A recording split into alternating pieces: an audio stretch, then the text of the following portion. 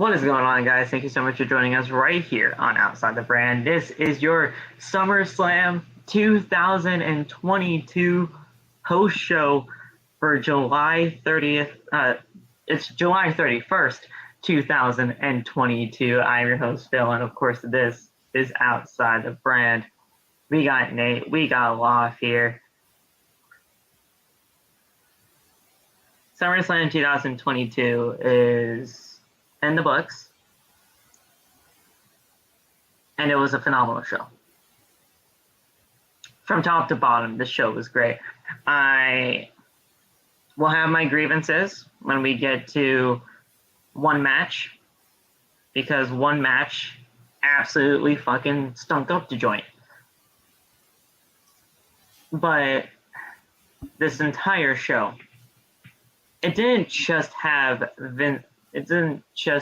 Triple H's vision felt tonight. Triple H's vision was felt tonight for sure. But Triple H's vision was also seen tonight. And it was seen in the likes of 4 returns that happened tonight on the show. 3 of them are Lost profile picture. Bro, I'm convinced that Loft works for WWE. He's getting pictures on top of pictures before they even come out. I have a feeling now Loft is working inside the business as well. Oh. Because everything, pretty much a ton of the things that happened tonight came true. The Theory cash-in didn't happen, which I was honestly kind of very happy about. Thank God. A lot of the stuff that you said, Loft, tonight happened. And it don't even matter, for real. I'm not. I mean, I should have never doubted you in the beginning. I don't doubt you because you know this company like the back of your hand, just like pretty much all of us do. Silent assassin. But this was an incredible night. Bayley's back in my life again. I mean, that's enough for me. She looks good. Bayley is back in my life again, and she is fucking gorgeous as always. But Io Shirai returned from injury tonight onto the main roster. I was screaming, bro. That was ridiculous. And fucking Dakota Kai is back. Oh my God. She got fired, and she's back. Wrongly fired, but she got fired. I tweeted out, "I love you, Triple H." I tagged them and everything as soon as it happened. That was my moment of the show. It's going to be on the bump. It's going to be on the bump. And Nate, I'm sorry, but Metalingus did not return tonight. Bro, I was waiting for it, man. I was kind of disappointed, but then once I heard like the remix of the Brood theme song, I was like, okay. I'm like, yeah. I'm like, I'm actually cool with this. I'm like, as long as Edge is there, I'm happy. So, yeah, I'm not really all that mad about it. Triple H's vision was not just felt, guys. I mean, it was seen. We saw a ton of stuff tonight that was just Triple H-esque. Right, the matches, the quality was so good tonight for the match qualities. Except for one. One of them sucked. It just felt like a different atmosphere. It was just a nice thing to feel. You saw we got shouted out? We did. Did you see it? Yes. During Pat McAfee's match, but Michael Cole shouted for the brand again. So we and it was on the thing. And it was on his like entrance movie thing. I know. Like listen, man. Pat McAfee. Listen, we love you. We appreciate you. We use this for the brand stuff because it not only just fits us, but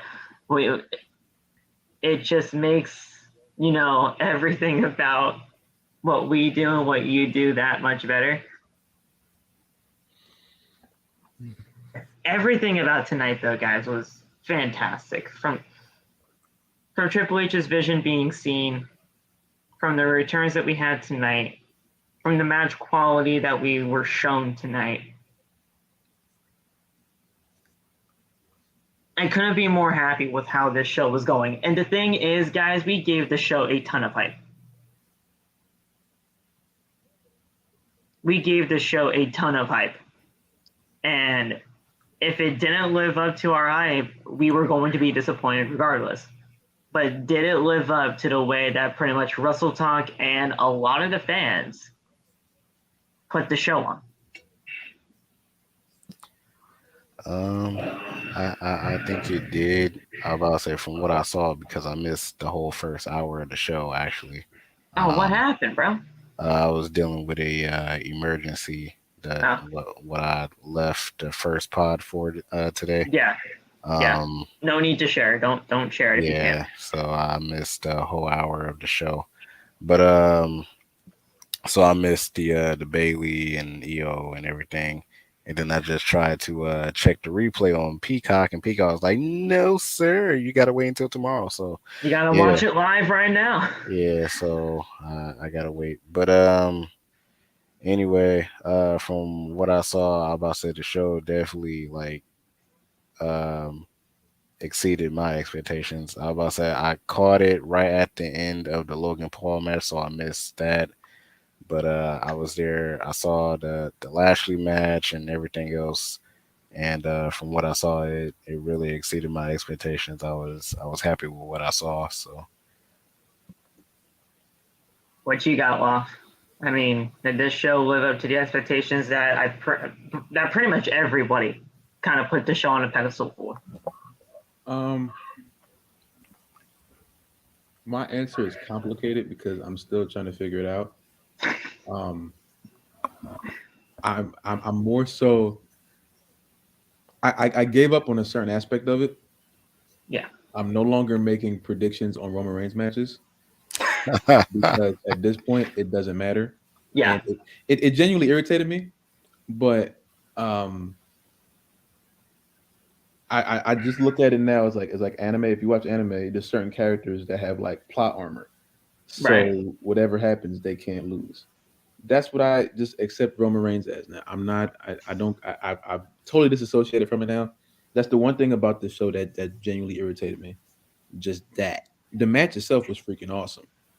Yes. Brock, that's why I really wanted Brock to win, because he was doing everything possible. The fact that was Brock's first ever last man standing match did not only fucking shock me with that statistic, but he fucking killed it tonight. And it's not that like I thought that Brock Lesnar was just gonna shit the bed. He did a great job. I'm just disappointed. I'm disappointed in the finish, but that was just that's a me thing, and it's always gonna be a me thing until he drops the championships. If he probably never will. So it's no longer a thing of like I told everyone in chat. I'm like, I'm no longer making predictions on Roman Reigns matches. It is what it is now, because I'm genuinely disassociated from it, because it's just the match itself was cool, but to have the match be that cool and for it to end just like dropping a rock on the ground, it was like, yeah, no. It's not for me. I agree to some extent on the finish. The finish of the match is kind of anticlimactic as all hell, with the whole burying of Brock and the rubble of the broken tables and the chairs, and I think there was like an equipment box that stood on top of it and everything like that. That's just your typical run-of-the-mill burying a big guy in either just, stipulation type matches. I mean, we see that all the time in ladder matches. We see that all the time in like Extreme Rules matches, or just anything like that where it's just you got to keep a big man down. That's what happens. Yeah. The best part of the night was still Bailey, Coda, and Io come back. That was best shit ever. That was one of that was the best moment of the night for me, for sure. And Bianca and Becky was great. Bianca and Becky was great, but I do think that their WrestleMania match was better. Oh yeah, for sure. Sure that and the whole. I'm still trying to process the whole Liv Morgan thing. I don't know what. That's the one match I'm going to be fucking ranting on, bro, because that was the worst match of the entire night. That was just goofy. That was the worst match of the entire night, and nobody's going to tell me otherwise. Was it worse than the Profits and Usos match? Yes, 1,000%. And that match was terrible too. I got some grievances to talk about with that.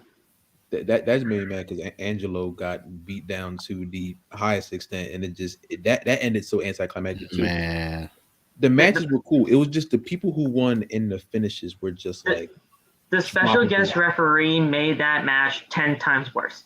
Bro, Jeff Jarrett is sold. Jeff Jarrett fucking sucked. Yeah, because at some points he was counting slow. At some points he was counting fast. At some point, there was a normal freaking cadence, and then there was some shoving. There was like he reversed like a super kick and everything. It was just a terrible, terrible match. It did not even live up to the fucking expectations that. Well, I didn't really expect much going into this with fucking Jeff Jarrett. Fucking Jeff Jarrett, he didn't even need to be a part of this. But Money in the Bank was 1,000 times better, and like. I don't know. I don't want it to seem like I had a terrible time watching the show because 95% of it I had a great time. You know. Yes. Even with the terrible endings, I was still like, it felt like a Triple H show. It's just I'm just so freaking tired of Roman, and that was just like ridiculous to me. Tonight was my best live tonight by far. I mean, I told you were doubting yourself. You said no. Ain't nobody coming alive. Tonight was the best live I had by far. We had over 25,000 likes. I gained like 30 freaking followers just from that live alone. I was jumping up and dude, I was marking out like a little kid again when Bayley returned. This entire show from top to bottom was great. Some of the finishes, and keep in mind, I was watching a live before I got on here, and it was with Irish Neep. So shout out to you, my man, and Ken Dog. I don't know if you guys know Ken Dog or not. Yeah. But Irish Neep was saying that this is pretty much Triple H wrapping up the final pieces of the Vince's storylines that happened earlier on in the year, right? Mm-hmm. This might have been Triple H's vision, and this might have been Triple H running the show tonight and everything, but he was still finishing up Vince's stuff. This coming Monday will be the true, like, startup of Triple H, and we'll see where things go from there. But you can't deny that Triple H has felt tonight in a ton of aspects. Nah, this was a Triple H show. I think that's why I enjoyed it more. I think if the same finishes happened just with Vince writing like the rest of the like the scripts and stuff like that, especially the returns, barring Edge, because we probably knew Edge was coming, but barring the two people that he damn near fired, that was like the biggest thing ever. Because we all were hoping for Bayley. You know what I'm saying? But Io and Dakota was like two hits out of nowhere. That's what like genuinely caught me off guard. And then Becky turning face, presumably. I still don't trust her, but I'm still. I don't trust it. I don't trust it yet. It looks good. I didn't trust it in the live, and I don't trust it now. You know. So we got all that taken care of. We're gonna be doing this entire show from top to bottom. I don't care how long it takes me. I'm still going to be doing this. But we're going to be talking about it all right here on Outside the Brand. And yeah. What a freaking show, man. Oh, and by the way, Seth never had a freaking match. What the fuck was that about? Yeah, bro. I'm like, bro, I said, first of all, Riddle just magically appeared out of nowhere. and then they had that freaking brawl. Yeah, like, and then Seth just curb stomps him again. I'm like, what was the point? I swear, I thought somebody was going to return to help, Riddle to, Yeah, I thought like after Seth curb stomped him and he was walking up the ramp, I thought we was going to hear like somebody's music like just pop up, but or at least just before the setup of the stomp and everything, we were going to hear some music, but it didn't happen. And now, well, they're still going to be selling Riddle's injury, and then Seth, he's going to be doing whatever, but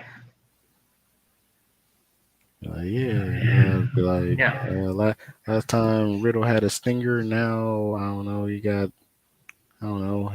Well, they're still going to be selling the stinger injury. Yeah, I mean, that's what it is. But man, what a show! What a show! We're going to be talking about it all, guys. Thank you guys so much for joining us right here on Outside the Brand. We love and appreciate you guys for at least staying here with us. It was a long show. It was a long night, but we got through it, and it was a great show nonetheless. But guys, follow us on social media. All the TikTok links are down in the description below. You guys can follow me on Twitter and Instagram at PhillyMatt_. You guys can go to the link that's in our description right now for bonfire.com, the exclusive home of Outside the Brand, and it's merchandise. Merch. And yeah, you guys can go be doing that. If you guys missed anything on the channel over the last week, you guys can go check all of that out. It's ready for you guys. And yeah, like the video. Let's get it to 25 likes for tonight's OTV stream. And click that bell for all notifications. That way you never miss when we go live. We got another guest here. And we need to welcome MJ to the show. MJW squad is in the house. Make some noise. NXT. Sorry. We'll talk about it, bro. We'll talk about it. That was great. But yeah, guys, we're gonna get right into it right now. And yeah, let's get right into it, guys. We started off the night with. The heck was that? My bad. One of my friends was sending me a video. I got you. We started off the night with the Raw Women's Championship match, Bianca Belair and Becky Lynch. This match, it wasn't better than the WrestleMania match, but this match is good. This match is really good. Bianca Belair retained her Raw Women's Championship. Great fashion. Great stuff right there. It wasn't the 10 seconds like Olaf wanted, but this is a great match nonetheless. I really like the way that these two handled themselves, and we started off SummerSlam with a banger. Is this finally over now? Is it? I hope. What, the cringiness of Becky? Just the repeated fighting. I'm hoping. The feud. Yeah. I'm hopefully. really hoping it's over now. But yeah, she retained it, and that's all I really wanted at the end of the day. So yeah, hopefully she gets some new challenges. You feel me?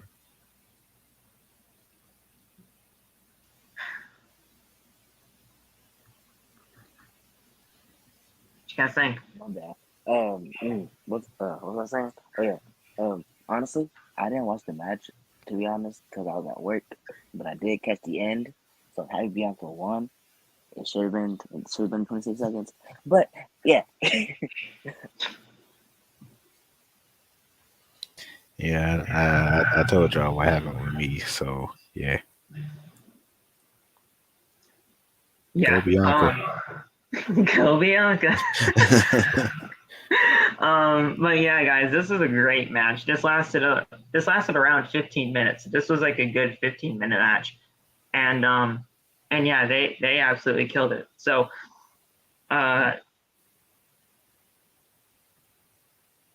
so what happened during the match was Lynch she stopped Bianca Belair from an offensive maneuver and tries to bring her down with a superplex, but Lynch grabs the braid and brings her to the mat and hit her with a devastating manhandle slam. Then we had Belair escaping at the last possible second. The two roll-ups and Becky kicks out of both of them. The two go again to the top rope, and Belair delivers a huge Spanish fly from the second rope and followed it up with a KOD for the win. 1, 2, 3, and still your Raw Women's Champion, Bianca Belair. Again, this was a great match from top to bottom. Bianca Belair and Becky Lynch killed it. Let's just hope that this match is the match is over. The match has been over for like 4 hours now. But let's hope this feud is over. And let's see where Bianca goes from here as Raw Women's Champion. Now, I do think that we have some sort of a taste of what's to come because of what happened after the match. And MJ, you know these 3 ladies very well. Yes. 2 of them especially. Yes. So Saxon notes that the redemption belongs to the EST, and Belair lifts her title for the crowd to see, and then Lynch approaches her and extends a hand. The 2 shake hands in the ring and hug it out, and Lynch acknowledges Belair as the Raw Women's Champion. And then Belair goes to the top rope to celebrate, but then all of a sudden we hear the music of Bayley. And I was flipping out. I was going crazy. I was crying at work, they're rude. I freaking loved it. Bayley back in my life once again. Absolutely phenomenal stuff.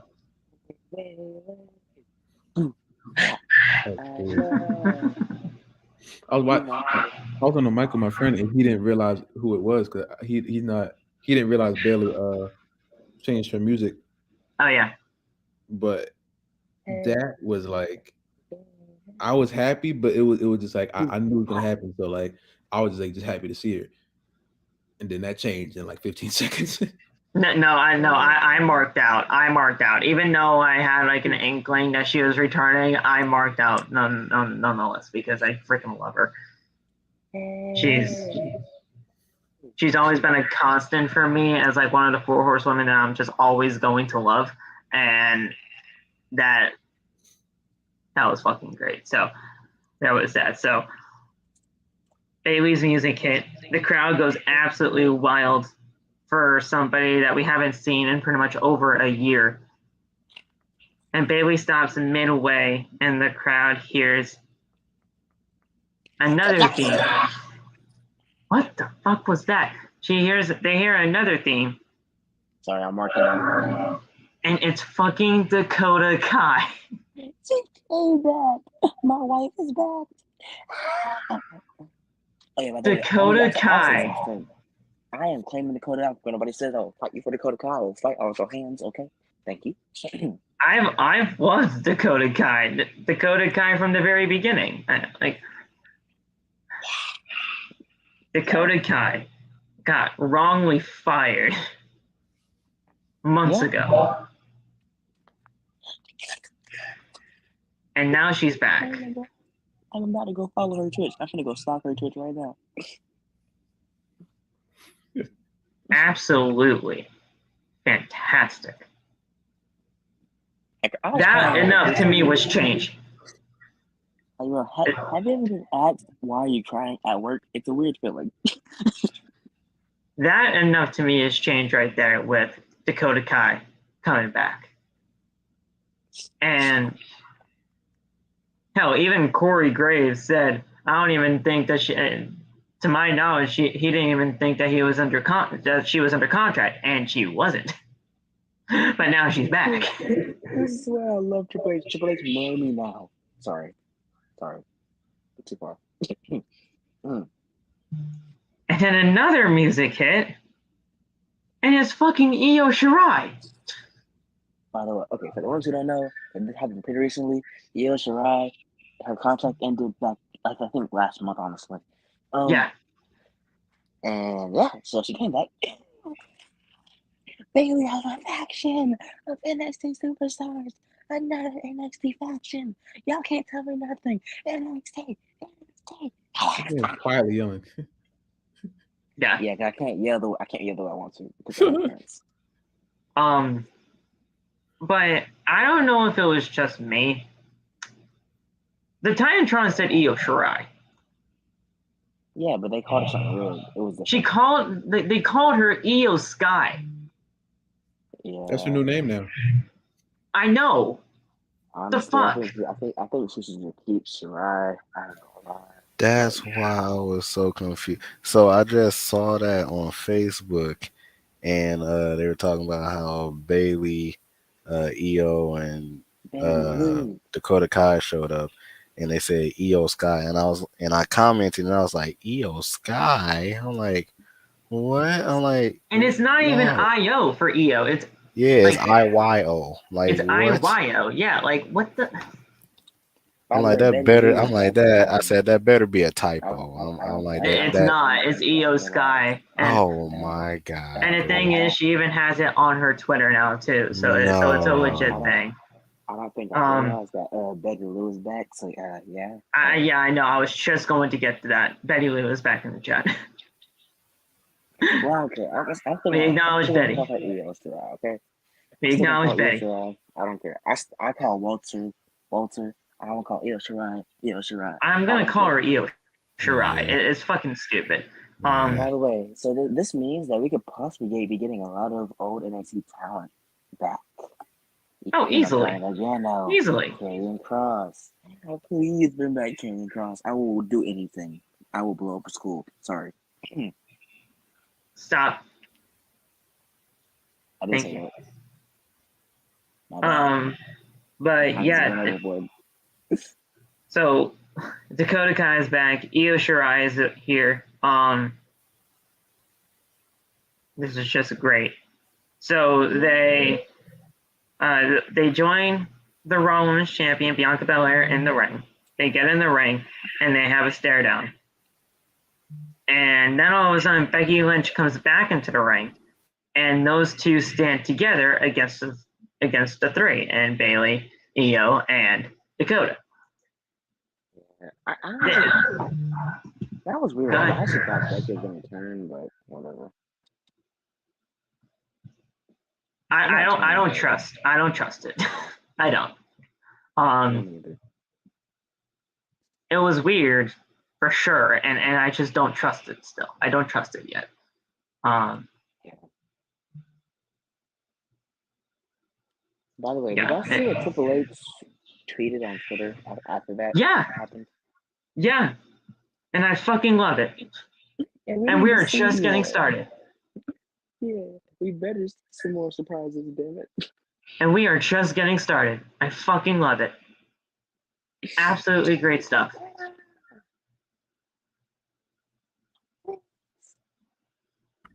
That bro, I thought Sasha and Naomi were going to come back before Becky slid in the ring. I was so prepared. I thought at least Sasha was going to join them. Oh, that would have been great. But I mean, Naomi, yes, she can be back too. But I thought Sasha was going to join Becky and Bianca. I'd rather take Becky out and put Sasha and Naomi in. I don't know. I would have been fine with just Sasha, but still, it. Wait, hold on. What's wrong with that? Why not Naomi? Huh? I'm not saying there's anything wrong with Naomi. Where the fuck did you hear that? I mean, I'm not saying why not Naomi? Like she can be there too. Like I would have. It's not gonna be 4-on-3. I mean, no, I'm thinking like taking Becky out of it. Cause we both said we don't like Becky. You know what I'm saying? I know, but I mean, you could add Raquel to that NXT faction. Raquel needs a fucking. I thought She they were needs just going fucking full on the something. returns. Well, But actually, now, I was hearing that this also. I mean, if they actually end up bringing the women's tag team titles back, which they probably shouldn't do, but I guess you're gonna have a sign of more tag teams in the women's division. I guess. Since I mean, Bailey and Sasha can come. Naomi and Sasha can come back. The Yeah. Iconics can. Never mind. Never mind. I said it right. I don't want If tag team titles to come back, but if this is the catalyst for that, I guess we're gonna have to see it. I mean, I don't think they need the tag titles, but honestly, They don't need the tag titles. The tag titles suck.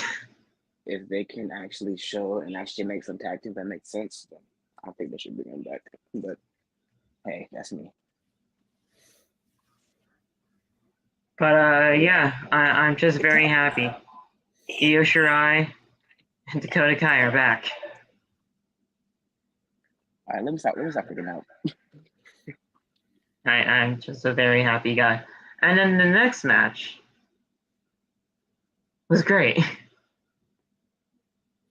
Logan Paul and The Miz fucking killed it for what they had. Logan Paul especially. That made Logan Paul prove a point. I went to the bathroom, bro, but when I came back, the match was over, and I seen the highlights, and I was actually impressed, honestly. How long were you in there for? Because this match was like 15 minutes. I mean, I was in there for 5 minutes, but I wasn't paying attention to the phone. I was on TikTok looking at live streams, honestly. This match is like 15 minutes. You're in there the whole time? Damn. No, I was in there for like 5-10 minutes. Then I came back, never really watched the match, and just you just didn't want to watch the match. That's crazy. I was stalking off. Okay, leave me alone. I was stalking off. Okay. Yeah, I said it. Stalking Loft. That's Yes, I did it. Loft. What do you have to say about that? What did he say? I He said he was stalking Loft. Why me? I don't know, because you're the first live stream I saw. I don't know. Oh, okay. Okay. Actually, no, I didn't realize the match is actually on though. I was actually kind of laughing at the match, but wasn't really paying attention. So yeah. But this match was great. I thought Logan Paul killed it tonight. The Miz is doing his job, and he's always been great at that. So He's awesome. it was fine with that. Like everything that Logan Paul did tonight was great. And the thing is, he impressed the hell out of me in singles action, and he showed to me that he is going to be taken this seriously. So yeah, I just want to say Maria's got some big balls. She was carrying. Never mind. I know what she was carrying. I get it. I thought Miz hit her. I thought Miz hit her for a split second. I'm like, whoa. I thought that was like a really good fake out thing right there. Yeah, I really thought he hit her. That was a great way to end that match, though.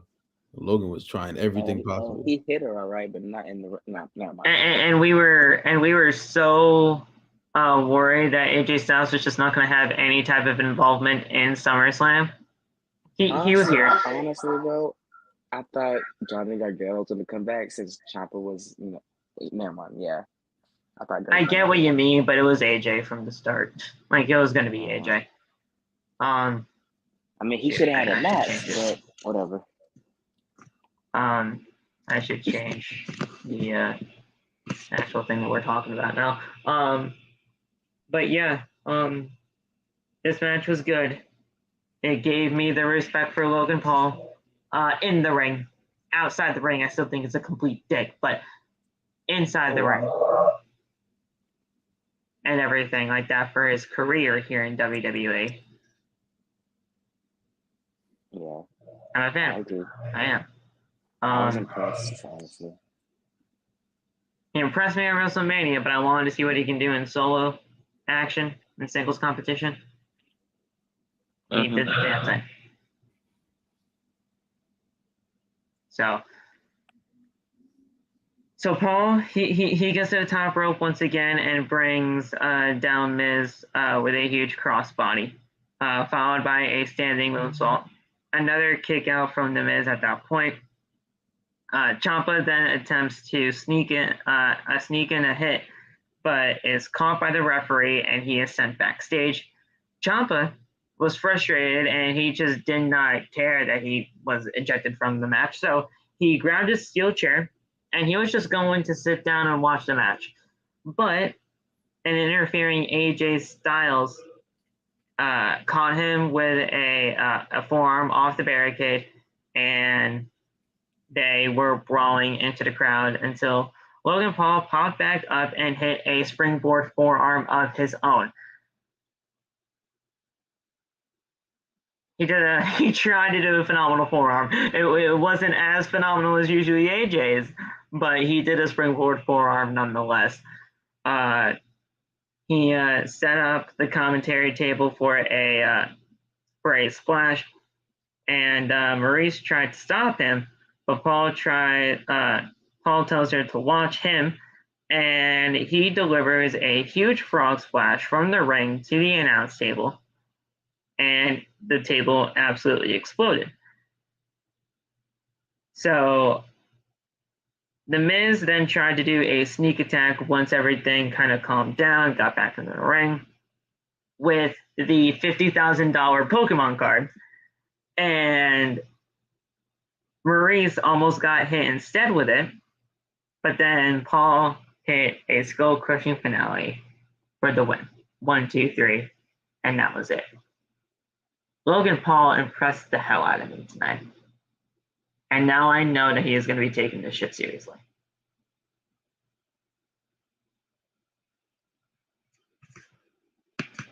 Yeah.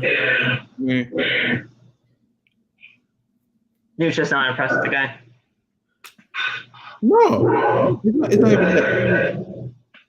It went with the thing where I just the stuff that Logan was doing, that's what got me up out of my seat, because I didn't expect him to take as many like huge bumps as he did. You know what I'm saying? And the AJ Styles thing, that was a nice touch. I don't really care that he didn't have a match. I want him to have a match, but I'm happy just that he was there. Yeah. In some way. I wish we got a champ turn on this too. I wish we got that, but yeah. Hopefully, I know you wanted to say that in the preview, yeah. but yeah, I heard you say it on your Twitch, so at least I got that, and I definitely felt like something was going to happen too. So, but we had AJ on the show, which was fair enough for me. And good night, Nate. I knew. I knew just by the way that he was sounding that he was probably going to be tapping out. But Nate, no worries, bro. Have a good night, get some sleep, and we'll talk to you tomorrow. But yeah, like that, he impressed me. He impressed me, man. Like the stuff that he was doing in the ring tonight, I had no idea that he was going to be able to do. He did. He did a thing. Yeah, like honestly though, that frog splash to the announce table, I was not expecting that at all. Honestly.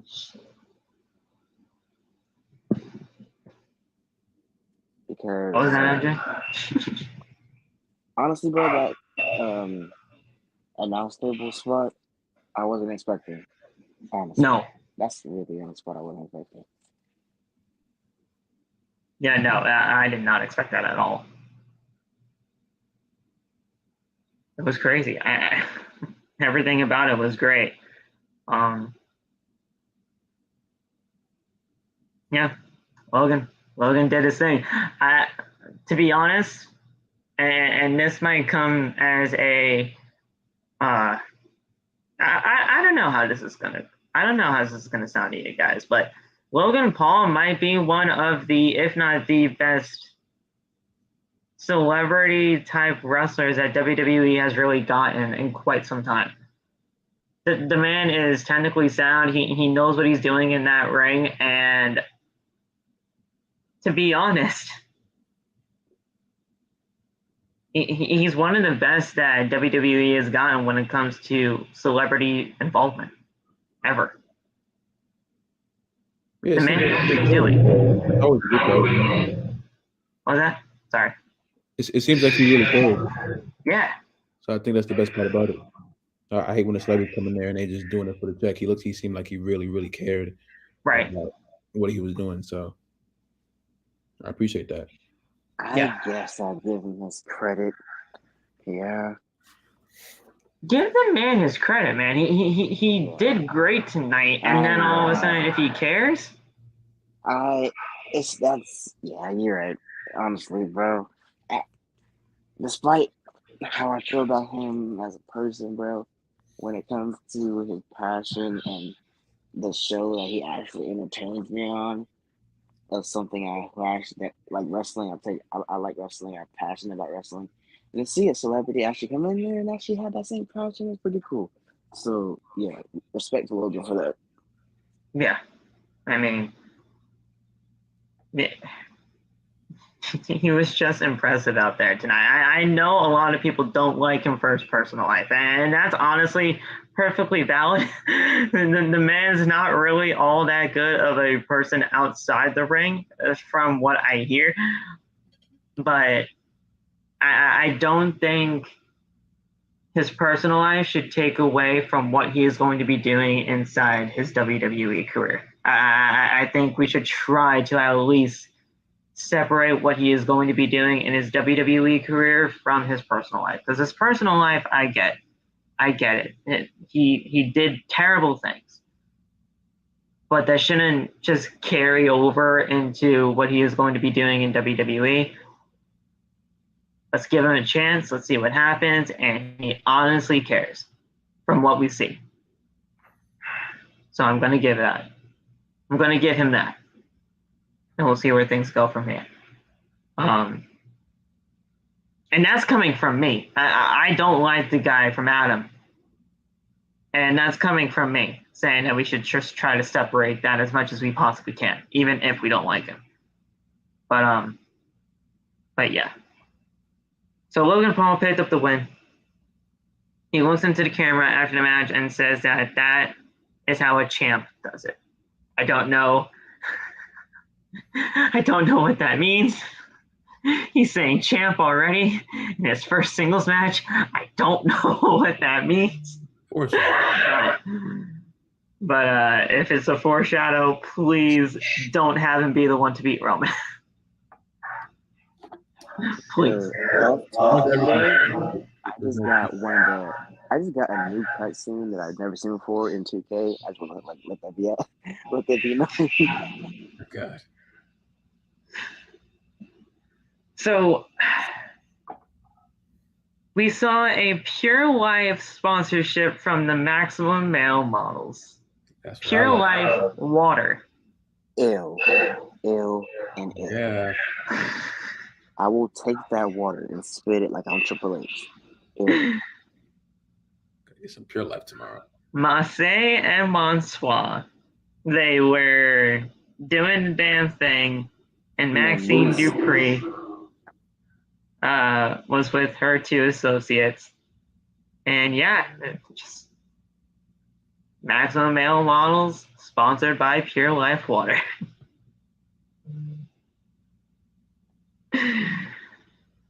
Yeah. We then had the biggest Bob. The biggest Bob we ever saw. Love that guy. With Theory. Big man smacking me. Milk Dad. Lashley. Versus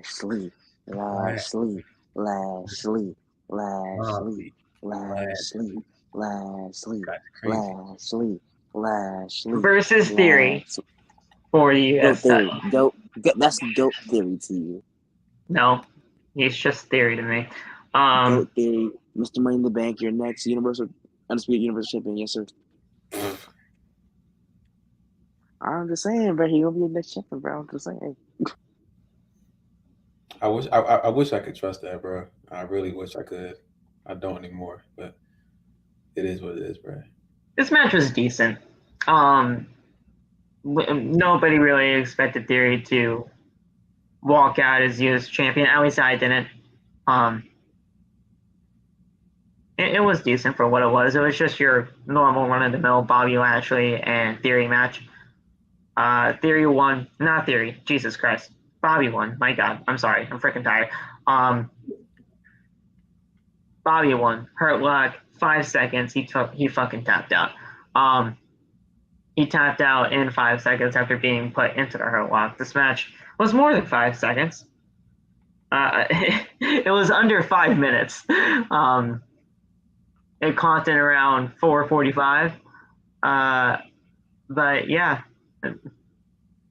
Lashley retained the U.S. title. I don't think anybody really had a problem with it. Not at all. Not at all. I hate seeing Theory lose, but I'd rather have Bobby Lashley be the U.S. champion. Theory is officially 0-10 since winning Money in the Bank. Great.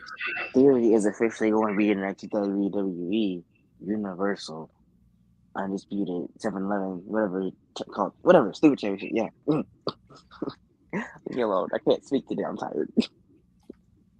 You see me caring right now? I really don't care at this point. If it happens, it happens. But I care. I care.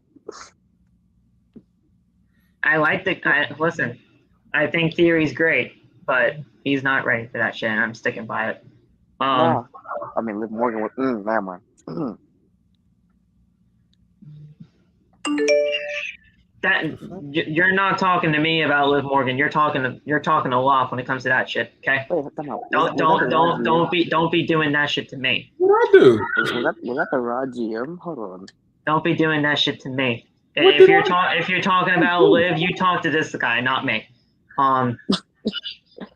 Because I freaking hear you saying that this whole Liv Morgan shit. So that's to him, not me. I have a question. I know we're not to there yet, but I do have a question about Liv. We'll get to Liv when we get there. Damn it, Phil. Okay. But yeah, this match was just your run-of-the-mill Bobby Lashley and Theory match. The two exchange blows and with cheers and boos, and Lashley then drops Theory with a running power slam. Lashley then runs for a spear, but Theory jumps in time and causes Lashley to hit the turnbuckle, really to steel post. And then Theory attempts to hit the final blow, but is caught by Lashley, who lifts him to the top. Who lifts him from the top of his head, and Lashley then locks in the hurt lock and an immediate tap out from Theory. And now Theory is officially 0-10, and Bobby Lashley retained the title. Nothing too special, but Lashley retained. That's all that matters. Oh, you got to switch the ticker. Oh, never mind. Well, I'm gonna continue to fuck up about this, but guys, it really wasn't all that special. I'm gonna be completely honest to you. Not at all. Not at all. I mean, we all just want Bobby Lashley to retain this thing. Let's be real. There wasn't really anything special going into this match. This match was pretty much built on who had the biggest arms, who can flex better. You can't the be match wasn't. There was no story. There was no story. I feel you. But wait. Yeah. No story for Bobby and Theory? There was no story for this. Bobby took the title off of Theory, and I mean, shit. You're right. Now I think about it, bro. There was no story for this. Who can flex better? Who has the bigger arms? Who can flex better? Who has the bigger traps? There was no story. There was no story. Okay. Had no build. I mean, he took the title off of Theory. Just because you took the title off of somebody does not mean that's an automatic. It doesn't need a story. It was a championship rematch clause, okay? It didn't need a story, damn it. There needed no. I'm not fucking buying that shit from Adam. Just because, it's a championship rematch doesn't need a story. Yes, it fucking does. Take that up with Adam Pearce and Vince and Triple H. Oh, I would try, but he fucking blocked me, so I can't. Adam Pearce. Politely ask him to unblock you. That would never work. Adam Pearce doesn't care. But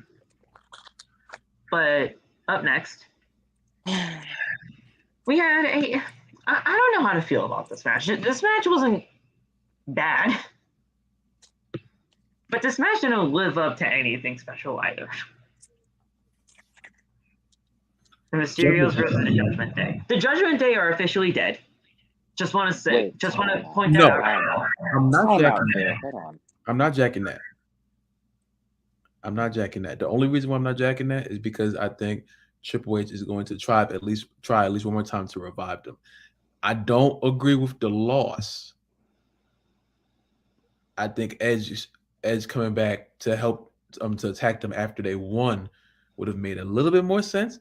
The Edge coming back in the middle wasn't the worst thing, but it's just like I'm not pulling the plug on them yet. I wanted to when the match started. I was like, yeah, they need something. I still believe that Triple H is going to try one more time, especially with Edge coming back. If Triple H can revive them, I'll give them another shot. But if they can't, if they can't even survive a Triple H type of revival, then just get rid of it.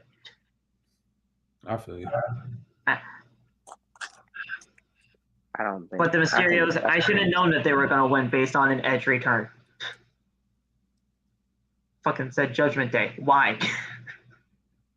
I just feel like a lot of Judgment Day's plans were kind of messed up because of the injury that happened in Rhea. But I think they can revive them, honestly. I wouldn't say they're dead necessarily, though. The Judgment Day, they never felt the same since Edge got kicked out. Thank you, Bruce. But yeah. It was his fault. But yeah, this match wasn't really. It wasn't bad, but it just wasn't anything special. We knew the Edge return was happening because they said it on the freaking pre-show. Why did you have to say it on the pre-show? Or show the thing saying that like it's tonight. Why? I just seen the entrance part of the last scene. So, like I seen a picture from the crowd saying that Edge coming back. Yeah, I seen like the little brood stand. So that's how I knew. I think if we didn't know that it was Edge, like a week or two into these vignettes, I think the return would have been more special. Mm-hmm. But the fact that we knew that it was Edge, just didn't have the right type of feel for a return. Yeah, but that's just me. The crowd felt dead, honestly. They felt dead. Like that's just me. Like the fact that we knew that it was Edge so early on into the vignettes didn't really have me really that hype. It's like, oh, there's Edge. But the entrance was great. The entrance of him was great. Coming down the stairs in the fire. I didn't even realize that he had a new entrance song. It's like a revamped version of The Brood, which is great. That's nice. But yeah, to me, I just felt like if we didn't know that it was Edge like 2 weeks in, it would have been a better return. But Edge is bad. That's all that matters. Yeah. And now it's 3-on-2 with obviously Ray, Edge, and Dominic versus Finn and Dayin. So I don't know if we're getting another person in the Judgment Day. I don't know if the plans to turn Dominic heel, because that was a part of the original stuff at first. I don't know if that's scrapped now. I don't know. I don't know what's happening now, because now the Mysterios have the advantage in terms of the men power. Yeah. I still see Dominic coming here at some point. I think it should have been tonight, but I guess not. I don't know what's gonna happen actually. But I see it happening at some point.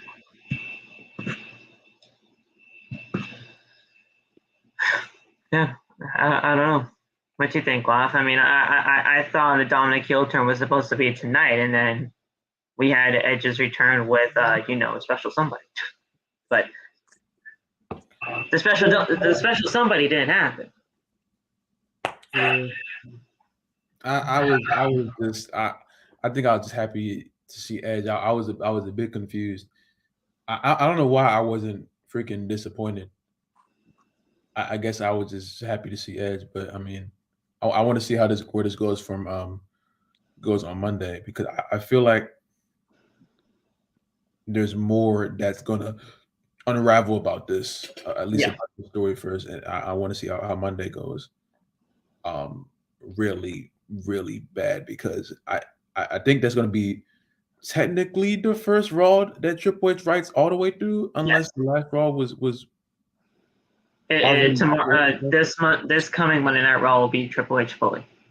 Yeah, I want to see how. Cause I think you said at the beginning of the show, your observation. You said this was Triple H's best way of like finishing up all of Mr. McMahon's storylines from. Yeah, and I give credit to Irish Neep for that, because I heard him say that, but I definitely agree with that sentiment. Yeah, he was like spot on with that. I think thinking with that narrative is like me accepting the finishes of the matches more. You know what I'm saying?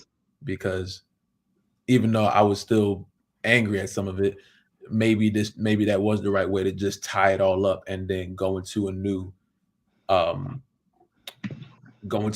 door of trying something else. If it is, we'll talk about that when we get there, but maybe that's a better way to look at it. I'm not really sure all the way yet, but with this for sure, I'm really excited to where this goes. I don't think Judgment Day is done. I hope not, bro. I really hope not. The thing is, I'm so conditioned on saying like these groups are dead when they just don't go the way that I believe that they really could be going, because I thought the Judgment Day from the very fucking beginning was going to be something great. And then Edge got kicked out. Thank you, Bruce, again. And then all of a sudden Finn came in, he did the thing, and then all of a sudden we see it now. Yeah.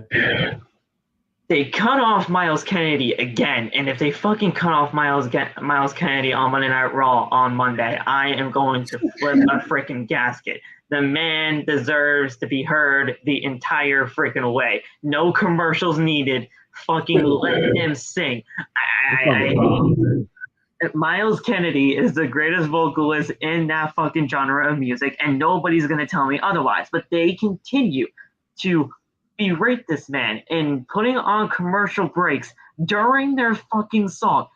Let him sing the other side. Like, it's my favorite song from my favorite band. It's a great. And they continue to fucking berate the man. But the Mysterios picked up the win. I should have known that with an Edge return that the Mysterios were gonna win. For some reason, I still said Judgment Day was gonna win this time. But then again, I thought that we were going to be seeing something different. I thought I didn't think the Edge return was gonna happen during the match. I thought the Edge return was gonna happen after. Mm-hmm. So I thought if the Judgment Day won, and then Edge returned to help the Mysterios from getting an attack after the match, I thought that was most likely going to be the case. But no, he returned during. Which to me didn't really make much sense, but it happened. So he's here. Yeah. But yeah, so the Rated R Superstar, he laid out Priest with a big boot to the outside, and Balor gets nailed with a spear. Priest then hits, and he gets the same fate in store for him. And then the Mysterios hit Balor with a double 619 for the win, 1-2-3. And Mysterios won. Let's just see where this goes. I shouldn't have said that they're done yet, but we'll see where it goes. I hope Triple H can do his magic on the Judgment Day. I swear. Hopefully. All we got is hope now. Yeah.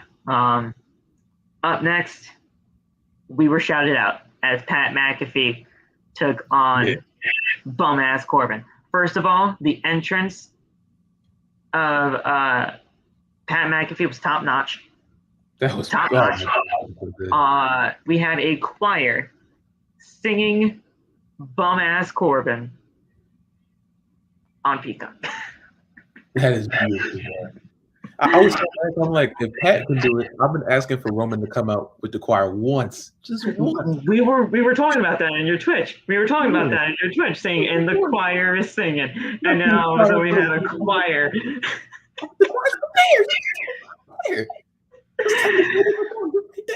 Oh my God. We were talking about that on your Twitch, and I commented, and the choir is singing or something like that, because I believe we were talking about Roman somewhere, and then when I saw a choir on top of Nissan Stadium tonight, I'm like, this better be used for Roman too, but it wasn't. I was sad at that point, but when they were just singing bum ass Corbin, I was like, this is fucking great. I love it. I almost killed himself. He almost fell. Dude, yo, when he was trying to go for that swanton off the top rope to the floor, and he lost his freaking balance, but he still was able to hit it. I was scared for him, bro. He was like, whoa. I wanted him to go down, go back down to the mat. I was scared he was gonna fall, flip over. That would have been good, you know.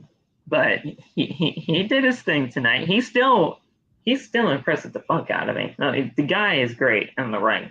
I love the interactions though between Cole and Baron in this match. Oh, that was really good. That was really cool. That was really cool.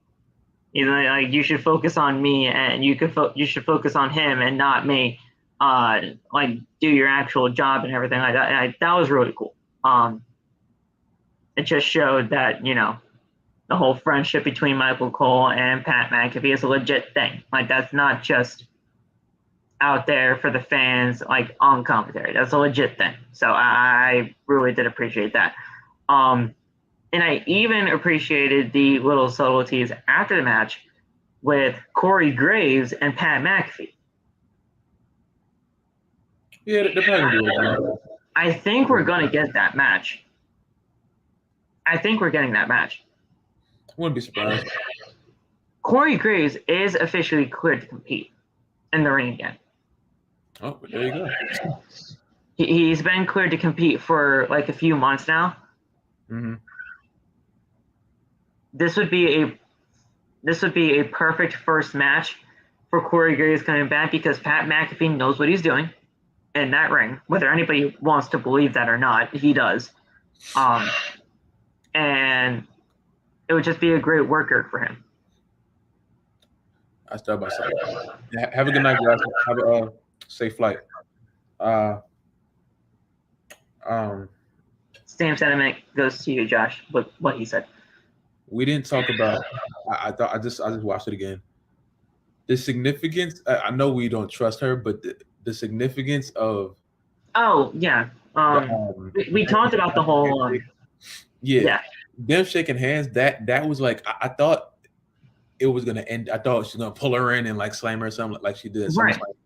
That right there was like, it was a good exhale for me. You know what I'm saying? Because it was just like that whole first 20 minutes was amazing, but that right there was before everything else started happening. That was like a weight was lifted off my shoulders because maybe, just maybe, they're gonna push her back to where Becky needs to be.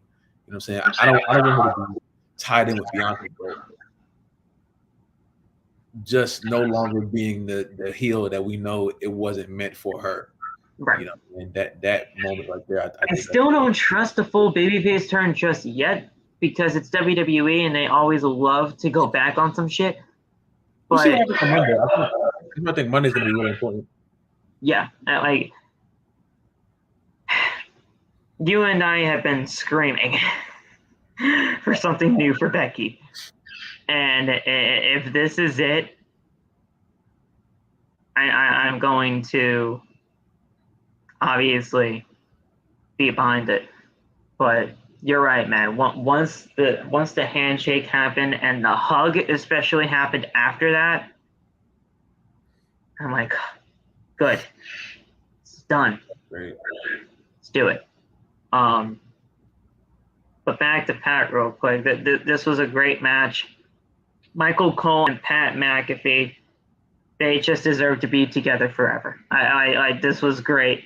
Pat McAfee, he did great. Michael Cole, he did great. And Corey Graves, for what he was there for, he did good as a heel commentator. And people were saying in my chat tonight, heel Corey confirmed. He's always been a heel. He's always been a heel. And there's never really been a time in Corey Graves' career where he wasn't. He's just, huh? Yeah, he's easily insufferable. With him. But yeah, this was a great thing. And this match was pretty long too, man. This match clocked in. No, actually, no. I didn't think it was kind of this short. 10 minutes and 40 seconds. I didn't think it was actually that short, but it got 10 minutes. But Pat McAfee beat Corbin, just like we all pretty much thought it was going to happen. But we got back into the ring, and Corbin attempted an end of days, but McAfee shoves him on into the referee. And McAfee then follows it up with a low blow. So he low blowed him, just like he did on Friday.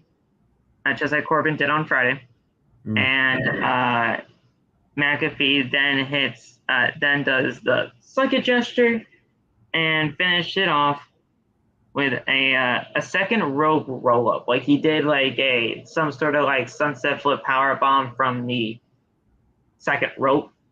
And that's what got the win. After the match, McAfee then goes to the announce desk and does the suck it gesture to Corey Graves. He shakes hands with Michael Cole before drinking a beer with a fan in the crowd. We're getting something with Corey Graves, man. I have a feeling. Thoroughly enjoyed that. So the crowd at Nissan Stadium was introduced to Drew McIntyre. This felt weird to me, but Drew McIntyre. I'm like, well, Drew's here. Great. So Drew cuts a promo and says that, listen, I'm going to be having a feature shot at the Undisputed WWE Universal Championship at Clash at the Castle. He has Angela in his hands, so the frickin' sword is back. And he's like, let's look at the possibilities of Roman versus Brock in this stadium tonight for the first time ever. And I was like, wait a second. First time ever? He's like, in Nashville. And I'm like, oh, okay. There you go. And I'm like, there you go. And then he said, let's talk about the possibility of facing Brock Lesnar or Roman Reigns at the stadium show at Cardiff McIntyre then asked the fan for his name, and his name was Colt. And the crowd was chanting Colt, and he was putting Colt over tonight. And yeah, How cool. it was just it was great. Acknowledge Colt. Colt is the greatest there ever was. I'll acknowledge him before I acknowledge Roman. The kid was great tonight. Shout out Colt. But yeah, this was just very random. I didn't really understand why this fucking happened, but it did. I fucking forgot that Pat McAfee, Happy Corbin. We talked about that match. Now, I should just stop with these because I'm just fucking forgetting every time. But we did have the Usos and the Street Profits match next, man, and this match, up until this point, this was the worst match of the night. And the reason why was because of fucking Jeff Jarrett. Yeah, no. Jeff Jarrett sucked tonight. I don't know about that one, bro. This match was way worse than their Money in the Bank match, like by far. In a way, this match was worse than their Money in the Bank match. Jeff Jarrett was terrible because he had fast counts, he had fucking slow counts, he was shoving people, he reversed a super kick into a fucking whatever. This match was all over the place tonight, and this match was just bad. Wasn't the best at all. Was not the best at all. I think you're trying to keep your composure because I know you're pissed off that the Profits lost. I told you, off, but still.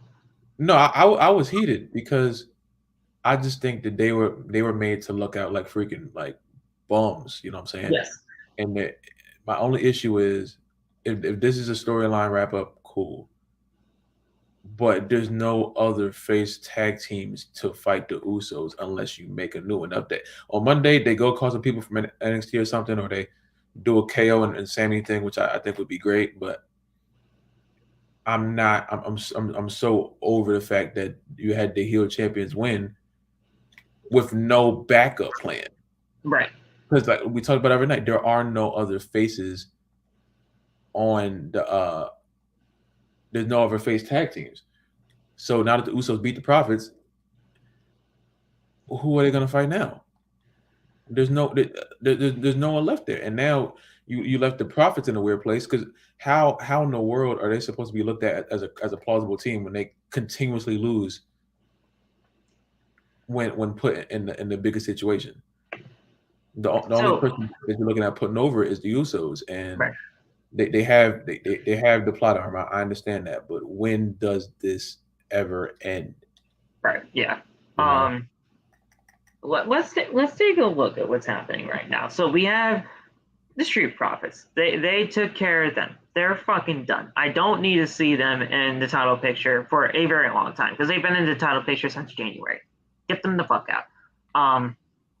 I know. Trust me. I know they're like legitimately the only face tag team, but. Hold on. The Dirty Dogs. We don't even know where the fuck Bobby Roode is. So that right there, that just automatically is scrap because what he is.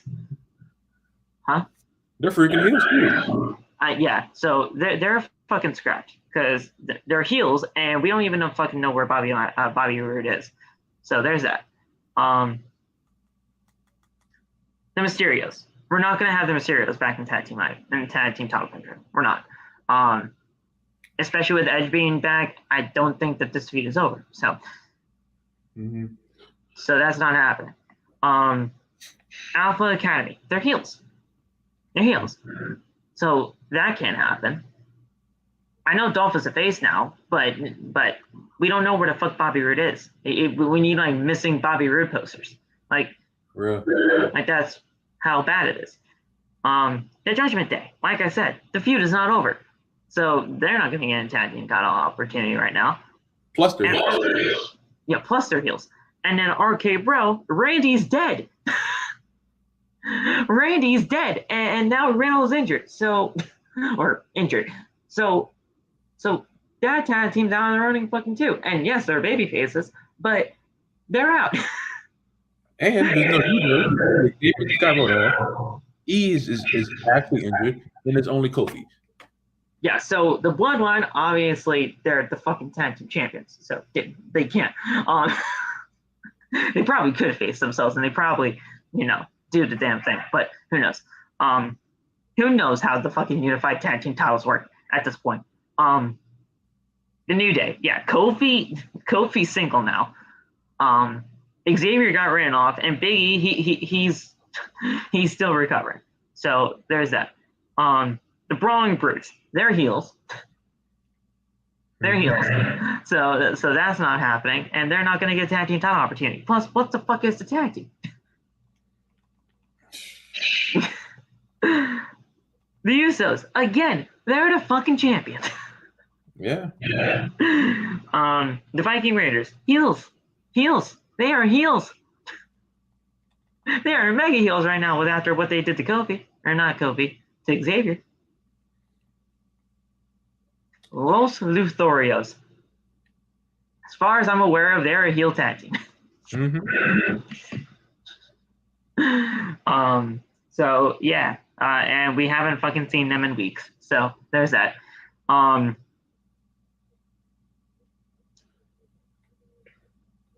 So I already said the wrong Brutes. Walter and Ludwig Kaiser. One of them's the Intercontinental champion. So that's not gonna work. So there's that. Jinder Mahal and Shanky, yeah, give me a fucking break. That's not happening.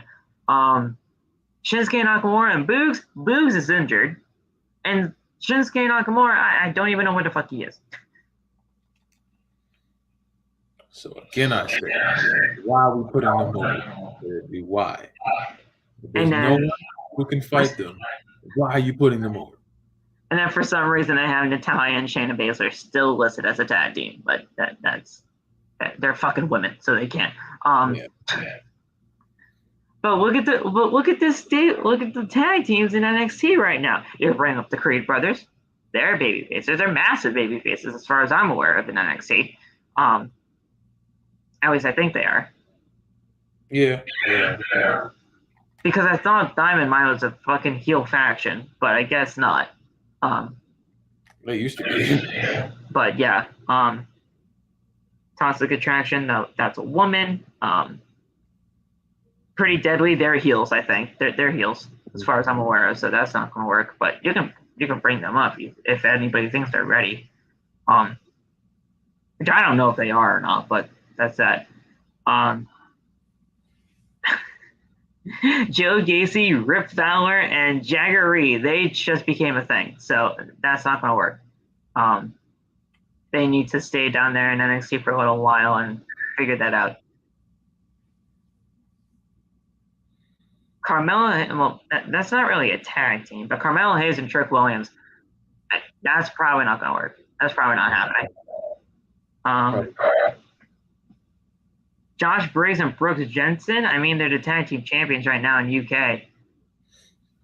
Yeah. And they're faces, but they're the tag team champions right now. So, I don't know. I think they would be great on the main roster, that's for sure, but they'd have to lose the tag titles first. Exactly. And that would most likely be to Pretty Deadly. Sadly, probably, but that would most likely be the case. Those are women. I believe. No, those are men. When the fuck? Oh, yeah. I remember this. Fucking Malik Blade and Idris Enoff. That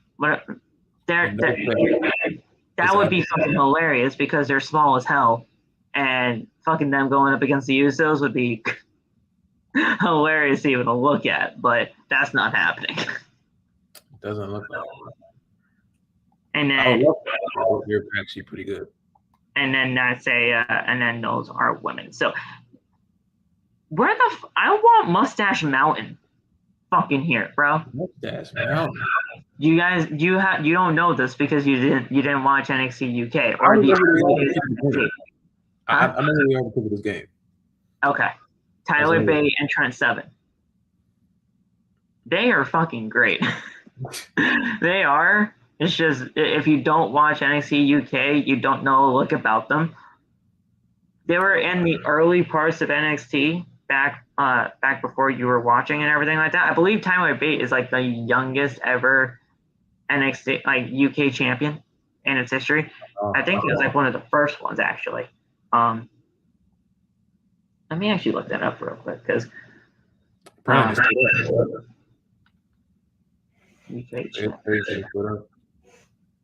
yeah, so they changed it from the just United Kingdom Championship to the NXT UK Championship, but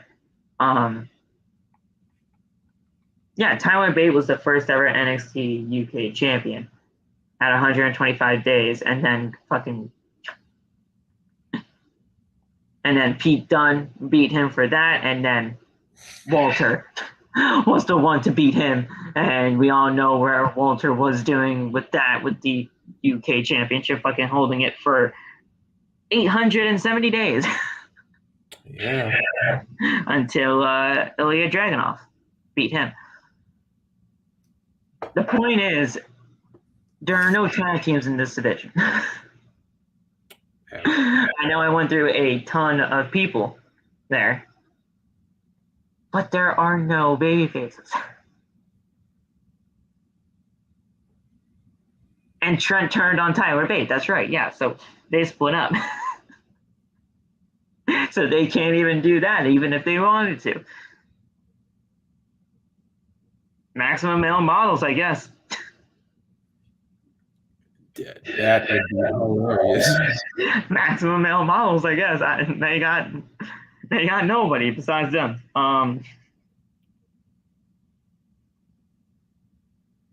That'll be fun. It's sad. It's really sad. I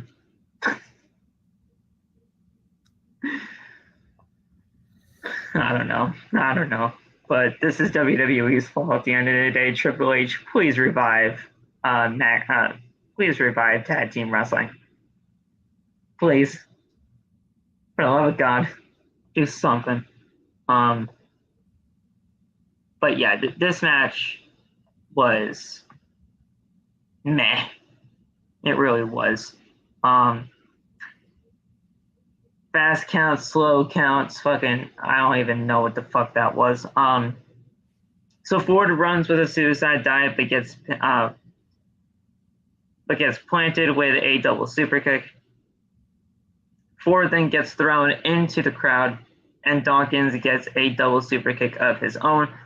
The Usos then hit the 1D, and then they attempt to do the double frogs, the double splash, the double Uso splash, and that was it.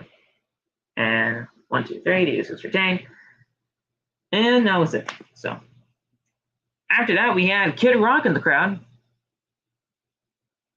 There's that. Kid Rock was here. And yeah.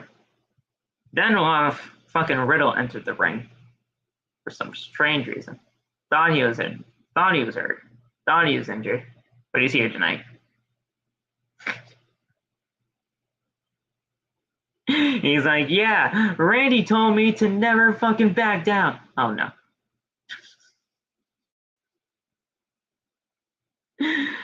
So he enters the ring, microphone in hand. Riddle says that he's not medically cleared to compete, but he said that he's never supposed to back down because that's what Randy taught him. So he challenged Seth Rollins to a showdown right now. Seth's music hit.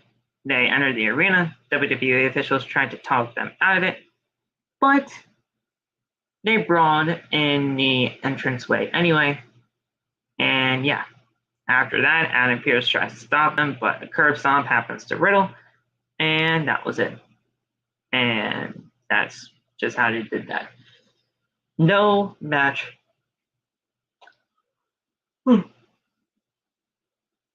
No match for Riddle. No, well, not no match for Riddle easily, but no match for Seth Rollins, which sucks. But that's what happened.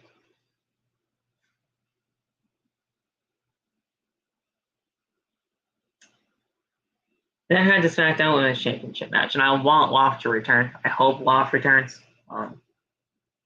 If he doesn't, I'm just gonna go off. I'm gonna go off on this match because this match fucking sucked. This match was disgusting. Liv Morgan did not look strong in any way, shape, or form here. Ronda Rousey is a fucking disgrace to this company. And, you know, there's no ifs, ands, or buts about it. Ronda Rousey sucks. And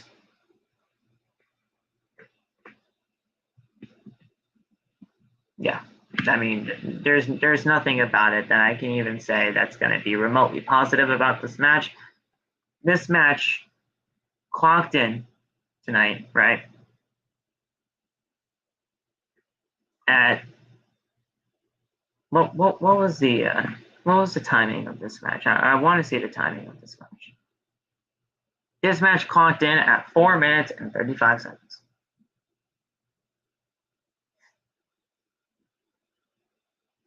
This match clocked in at 4 minutes and 35 seconds.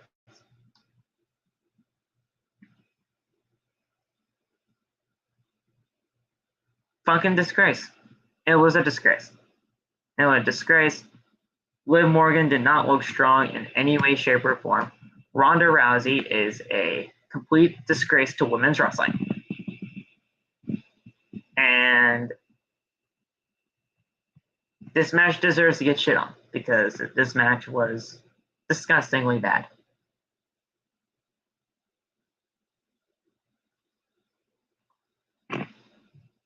So, with that being said, let's get into it.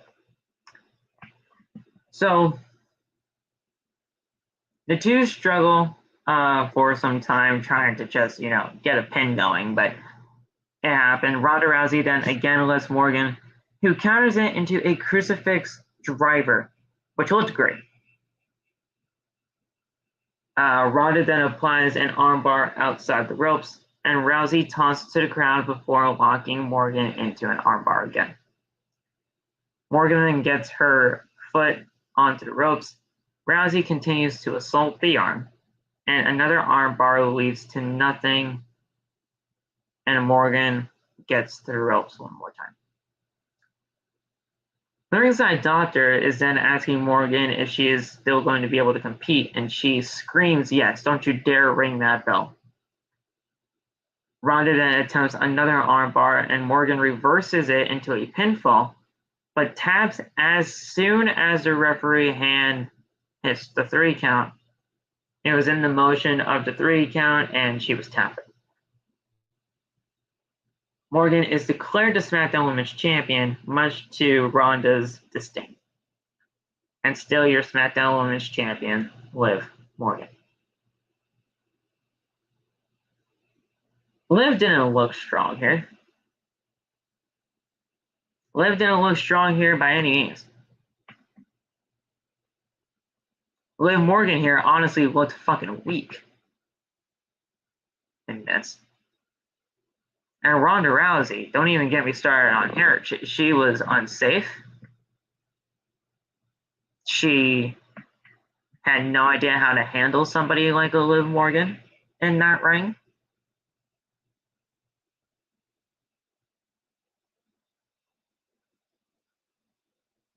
There was nothing about this match that was absolutely pleasing. At all. At all. Ronda then argued with the referee about the result of the match, and then she attacked Morgan, who is still selling the arm injury.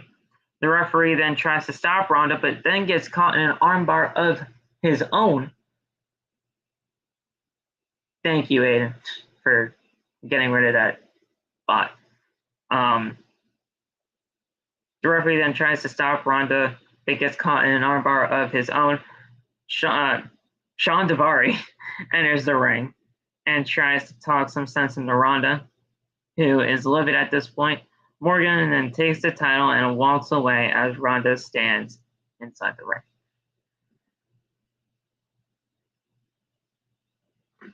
This was just a disgrace.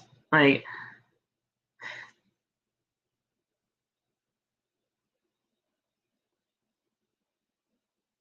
I wish Loft was here. I think Loft went to bed, honestly, and I don't blame him. I really don't. But yeah, this was terrible. And then we had Kane introducing the attendance record of 48,449. So there we go.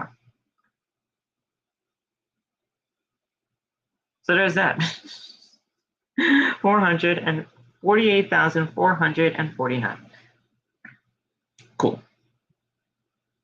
And then the Undisputed WWE Universal Championship match happened. And this match was fucking great. From top to bottom, this match was great. Roman did good. Brock did fucking phenomenal. I loved everything about this match, and then some. Right? And I freaking loved the way that they did this. I want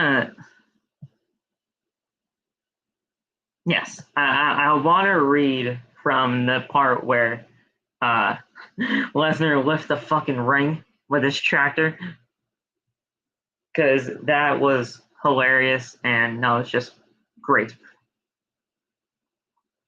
So this match was fantastic tonight. Roman retained, which I think everybody kind of had a feeling of. But this match, from top to bottom, I was shocked that things were happening. Brock was fantastic. And his first ever last man standing match, too, which is a complete shock to me, but still. And yeah, this was just a great match. This match is fantastic. So Lesnar, he lifts Reigns for an F5 and hits it this time. Lesnar is standing in the corner, but Reigns gets up at the count of 9. Brock then gets frustrated and attempts another F5, but Reigns counters it into a guillotine. Brock then pops out of the chokehold, and the referee asks Lesnar if Lesnar to leave so that he can count to 10. Reigns then once again he makes the count, and then Brock gets outside the ring and stares at the tractor that he rode down to the ring with. Lesnar then moves the entire ring with his tractor. He put the bucket of the tractor underneath the steel bars that support the ring, and he just fucking shifts them. He shifts them and moves them over. So he moves the entire ring with the tractor. Lesnar then lifts the entire ring with the tractor, causing Reigns to fall out of the ring. This was hilarious because I have never seen anything like that before. I don't think any of us have. That was freaking great. Reigns was standing up until this point, or at least trying to, because the referee was counting. And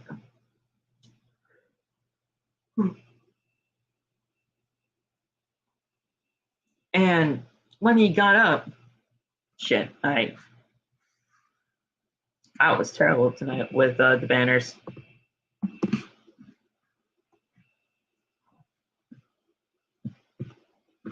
I was terrible tonight with the banners. But yeah, with all that being said, when he was getting up from the count and Brock was lifting up the ring, he fell out of the ring so fucking fast and so fucking hard. I was laughing hysterically. It was just great. So Brock then exits the tractor and he sets up the announce table for another annihilation. The Usos then interfere. I was wondering when they were going to interfere, but they did. They interfered, and they made Brock makes quick work of them. Heyman then hands Brock the titles and says, "Listen, you can have the titles, just don't hurt my tribal chief." And then Brock, he F5s Paul Heyman through the announce table. Fucking great. And then Reigns takes advantage of the distraction and hits Lesnar with a spear. The two men make the count, and Theory's music hits. Mr. Money in the Bank hits Reigns with the briefcase. Lesnar then stops Theory with an F5, and yeah, so that was great. And then a double super kick from the Usos to Brock Lesnar. Reigns then he hits two spears on Brock, but the Beast gets up from both of them at the count of 9. Reigns then gets livid and hits both Theory and Brock with the briefcase. Brock then gets up again at the count of 9, and he gets laid out with the WWE Championship. Brock then again gets up at the count of 9, and Reigns puts him out with the Universal Championship. And the Bloodline bury Brock Lesnar with the announce table pieces, with chairs, with equipment boxes, and everything in between there. And now it's the final straw, 10 count. Roman Reigns retains the championship. After the match, Roman collapsed after the win, and the Usos help him get up. The Bloodline hug Paul Heyman as Brock Lesnar lays there in the pile of rubble. And the commentary team make their case for Reigns against Drew McIntyre at Clash of the Castle in the wake of the destruction that Brock Lesnar and Roman Reigns had and now has a standing match. Reigns then lifts both titles as the Usos and Heyman stand behind him.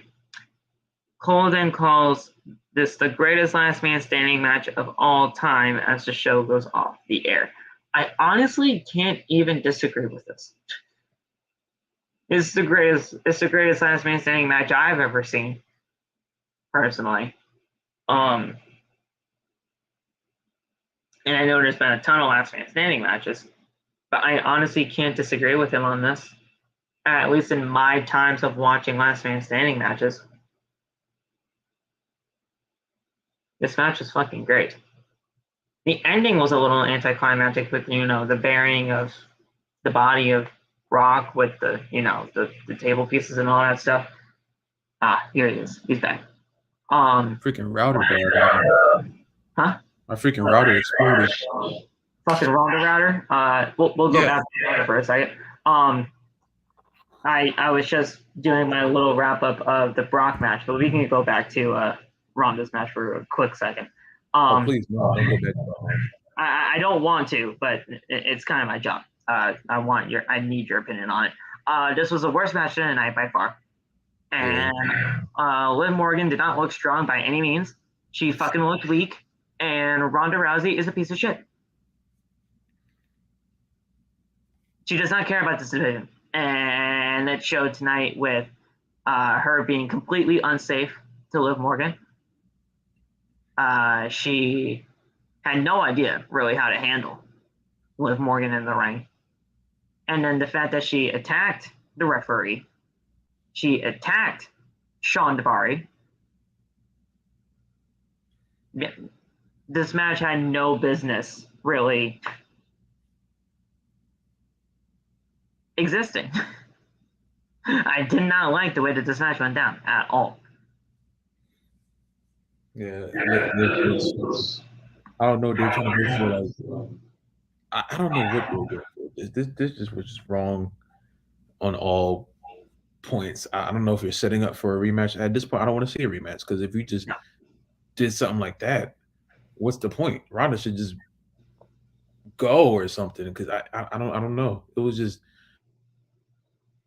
she pinned Ronda in the armbar, but she also tapped out during the armbar. So the controversial shit I should have seen coming. Yeah, because I said it on our preview and predictions that if you just look at Liv Morgan and Ronda Rousey, there's no way in hell anybody really believes that Liv Morgan can just beat Ronda clean. it's so stupid. It's stupid, Wap, and I get that, and you know I 100% agree with you on that settlement, but it's just the way that people look at it. I mean, they only look at it because if it's their favorite wrestler, they won't look at it that way. But oh yeah, for sure. That haven't been built up in a certain way, they just treat them like they're less than a wrestler. No, 100% agree. 100% agree. That's not even up for debate. That's 100% factual information. But it's out there, and that's what people do think.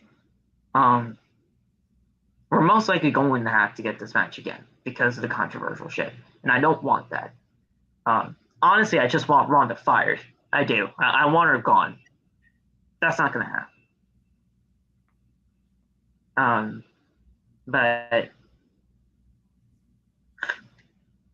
the only silver lining that I see in this, and I didn't say this in my original thoughts because I was just so livid at Ronda, is that at least Ronda Rousey is an actual heel now because she legitimately fucking hates us in the first place. So yeah,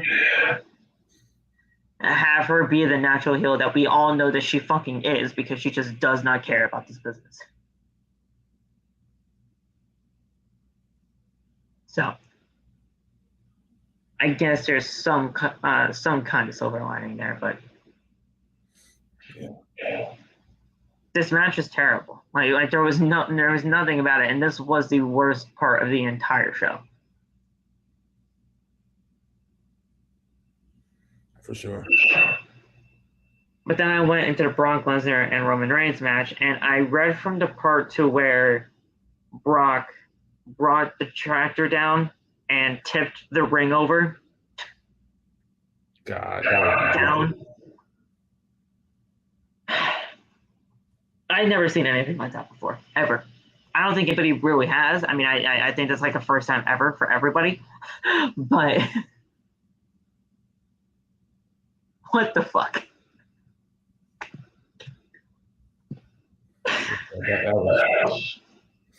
That was ridiculous. And Roman was getting up from a 10 count up until this point, and then when he got up, the ring was lifting, and he fell out of that jar. He fell out of that ring so hard and so fast. Yes, it's crazy. So first of all, I love that he brought a tractor with him. I love that. You're in Tennessee. You're in the country, right? You're in the countryside of Nashville, Tennessee. You had to bring out Cowboy Brock. So doing a tractor was great. And no wonder why they made the entrance ramps so wide. Because they had to fit the goddamn tractor in there. He put on a freaking flannel. He jumped off the freaking bucket of the tractor to kick off the match.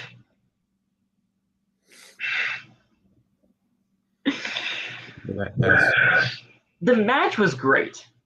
Like, let's just get that out of the way. The match was great. It's the ending that kind of was just anticlimactic. And that's what people are probably going to be remembering this match for. Was the ending, the anticlimactic ending of it.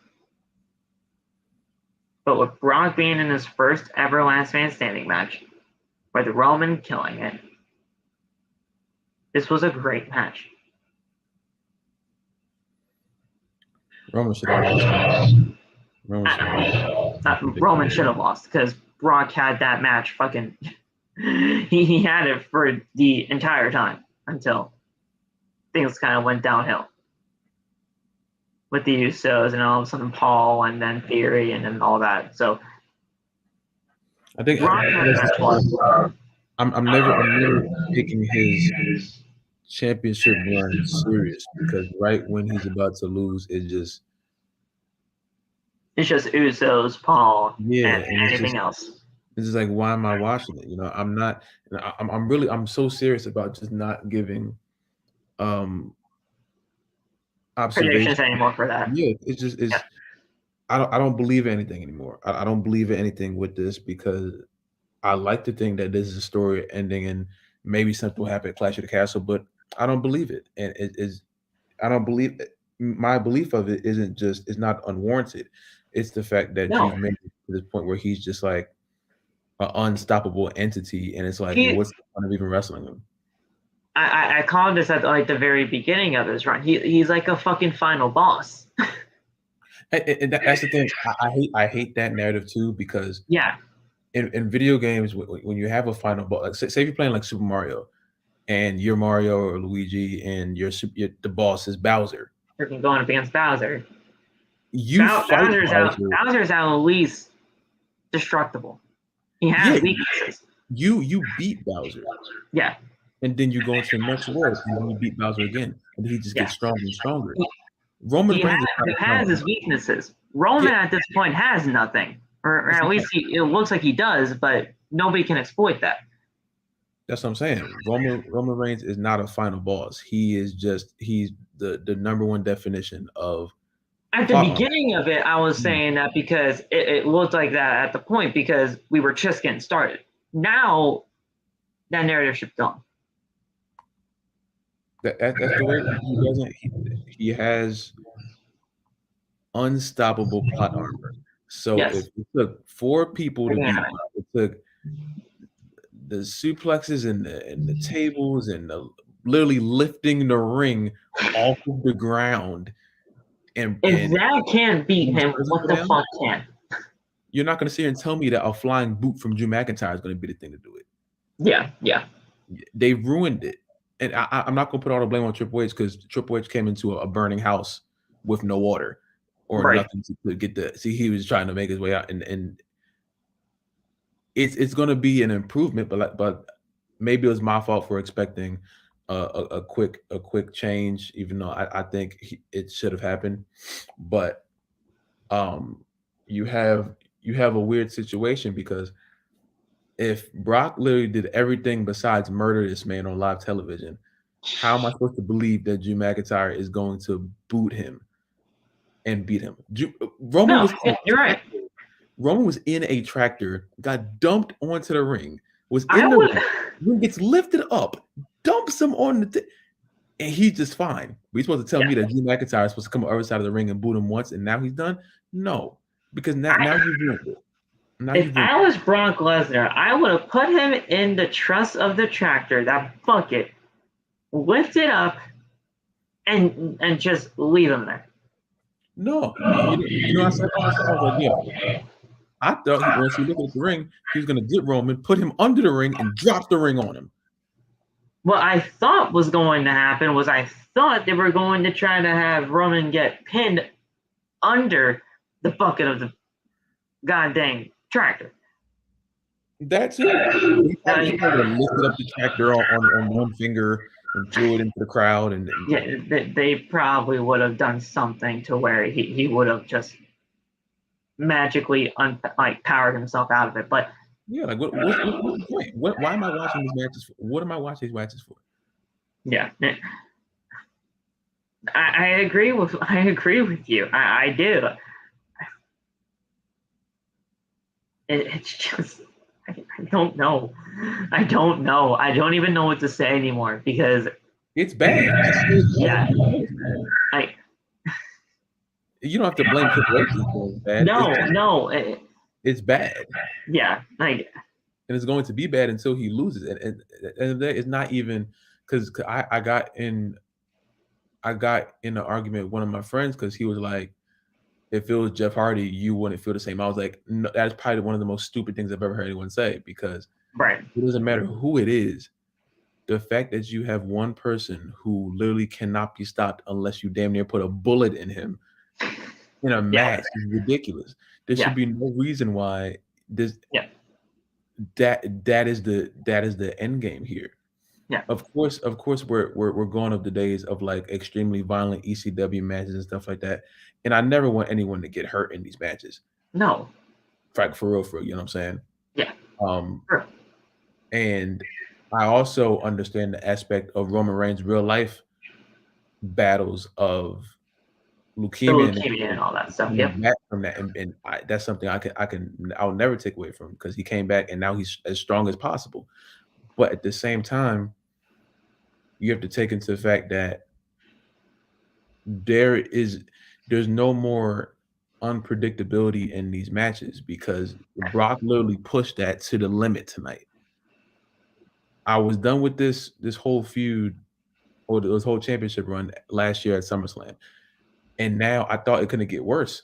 Brock Lesnar did everything besides decapitate him, and it's just like he did everything legally possible you can do to a person on live television without like making them bleed or whatever. They did like Brock. I think Brock's back was bleeding from the table, but but you did everything you can in the confined states of a WWE wrestling ring. Yeah. And it still can happen.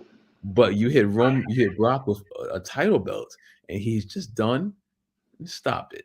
You know, now it's not even believable anymore. It's only believable to the kids.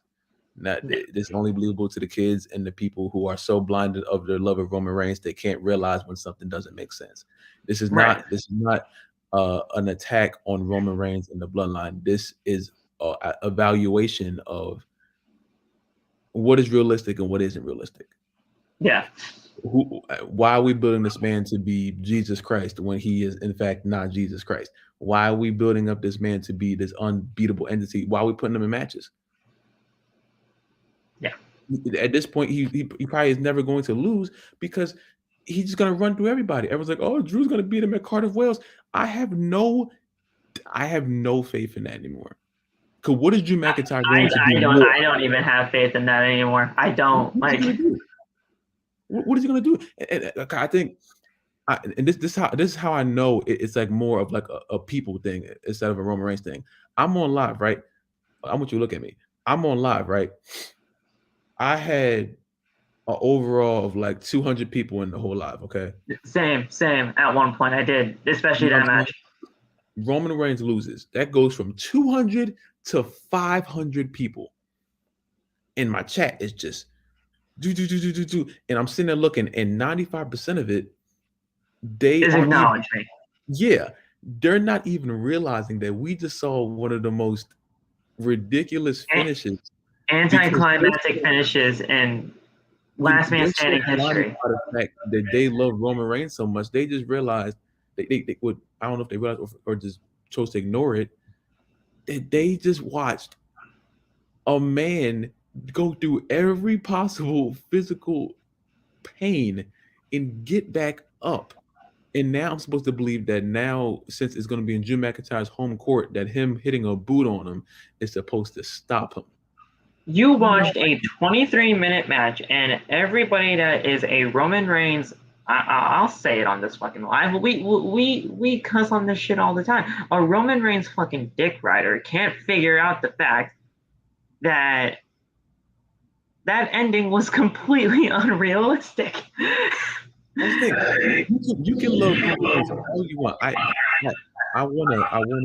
wanna stand on that, because I chose not to talk about it tonight. I'm still irritated.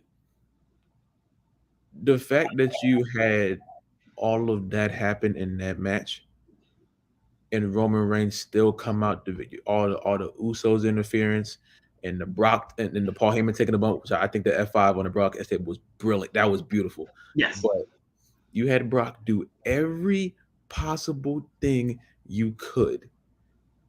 And it all leads to the same result we've been getting for the past 2 years. How in the world are you going to build to me in 5 weeks that Drew McIntyre can do none of the things that Brock did tonight? Because 9 times out of 10 is going to be a normal match. Right. Drew McIntyre can do none of the things that Brock was allowed to do tonight and beat him at Cardiff Wells. If he beats him, will I be happy? Of course. Finally, this is over. But you're telling me that Drew McIntyre's right foot is going to is the one thing that's going to beat him besides a grown man being dumped on his back from a tractor? Are you kidding? The ring was lifted off of the ground, and you're telling me that Drew McIntyre's DDT is going to stop him? No, that's stupid. They ruined it. That tonight was like, we know it's bad, but let's just make it bad. And like the weird thing about it, the main argument is either going to be this was Triple H's first time, so maybe it was already written for Roman to win, which is accurate. That's perfectly valid to say, yes. Or the match was good though. Matches are beginning, middle, end. Beginning was great, middle was great, end was bad. So I'm not going to ignore the fact that I was entertained the whole match. But when you get to something that stupid, if we have a podcast we're almost at 2 hours right now. If the last 15 minutes of the podcast, I just sit here and look at you, Phil, nobody's going to be entertained. Nobody's going to be entertained. Okay. So if you have all of that match, in the very end, you just destroy it by making Brock look like the person that not only Brock, making Theory look like a bum because he was asleep half the time. I heard his music and I jumped up. I saw him coming down the ramp, making all these stupid. I'm like, he's about to do something stupid. He doesn't even complete the cash in, so it wasn't a fail cash in, but he didn't even fulfill that. So it's like, no, it was the Alberto Del Rio cash in where Punk kicked him in the head and he left the arena. So it's like, what are we doing? How are you going to build to me? The bell never rung for the cash in. There's no point in me predicting these matches because all it's going to lead to me is predicting Roman to lose and then me getting disappointed again. So at this point, I'm gonna just have to look at it, and I hate that because there used to be a unpredictability factor here, and now it's no longer here because it seems. I don't think it's really ever been here since the unpredictability factor of, oh my God, is this person going to beat Roman Reigns? Since Finn Balor. Even with that, it was like, you know what I'm saying? And the weird thing about it is that it conflicts me because, like I said, the match was freaking great. But when you end it like that, it ruins everything, at least for me. No, exactly. No. The match with Finn was great, and then all of a sudden, cut the rope and you're dead. Like what? And then imagine they go to Cardiff Wells and everyone's, oh, Drew McIntyre could be the one, and then Roman wins again. Then what? Then who? And then what? And they bring someone else out, build them for 5 weeks, and then they lose again. There's no point. Like, who is going? At this point, it will be Rock versus Roman for the titles, and then he's gonna lose too. You know, he's gonna go and Roman will beat The Rock. Roman will beat The Rock, and then everyone keeps going. Where do you? AJ Styles, Goldberg. They're just throwing people out the air, and I'm like, you have to realize that 9 times out of 10, unless Triple H has this grand master plan of this Cody Rhodes thing, at the end of the day, we still gotta wait for that. And I'm not even sold on that. Cody could come back and then just lose to him too, because Roman has the plot armor that Cody Rhodes doesn't have. I don't care what return he makes; he could win the Rumble all he wants to. It doesn't make any sense now, because now you have even Rollins. Even Rollins, he didn't even beat Rollins, but they definitely moved past him. Yeah. What a bad fit, a great match, but a bad finish. Yeah. I don't know. It's beyond stupid. And no one's gonna hear that, because the only people who are gonna hear that are the people that want to hear that. Everyone else is just gonna be so blinded by their fandom that they don't want to listen. And that's cool. That can be cool all you want, but never. I'm thinking about this when I say it. Never before have I looked at a Jeff Hardy match and completely pushed out the aspect of him losing, or the aspect of him being human, or the aspect of him being put through every physical freaking pain. Yeah. And still coming out as if he's unscathed, because that doesn't make any sense. You get beat down for a match, you lose. Angelo Dawkins got beat down all in that tag match, and he lost. So what is the difference now? You've completed your task, WWE. We know Roman Reigns is. We know. We know you think Roman Reigns is the greatest of all time. We get it now, which is not the case, but still, that's what you think. And he never will be. I go on these podcasts, I go on these videos, I say the same thing every single time, win, loss, or draw. He will never be that, because there's too many differentiating facts that go against that. No way in the world does that make any physical sense. So do I think Drew's going to beat him? No, I think he's going to beat Drew too. He's going to beat everybody until one day we're just surprised. One day we're just waiting, and then they just. He might retire with the titles, and that might legitimately have to happen. And that's disgusting in the first place, because now I know. I know that you had no idea to put anybody else over. Now exactly. A scenario to where you were only focused on one person, and I hate that. Now you can't. Now you've created the even argument of having a GOAT debate, because the only thing they can say is Roman Reigns retired with the championships, and that ruins all debates, because it's the one thing that you can't beat. He just beats everybody. So what am I watching these matches for? What am I predicting for? What am I giving you my attention for if there's nothing left? Yeah. It's just beating it over the head. It just repeated beating it over the head of he's the best at this and that and all this, and it's a tired old narrative. Yeah. I don't think ever is going to end, and I think it's stupid. I think it's beyond stupid. I can't cry anymore. I can't anymore, because it's not worth my energy anymore. I don't feel like watching this. I don't feel like watching Roman Reigns matches anymore. I don't. Because what am I watching it for? For Roman to win again? What am I watching it for? There's no longer that 50-50 of maybe someone's going to win. What am I watching these matches for? No. Bro. Trust me, I understand your gripe, and honestly, I agree with you 100%. I do.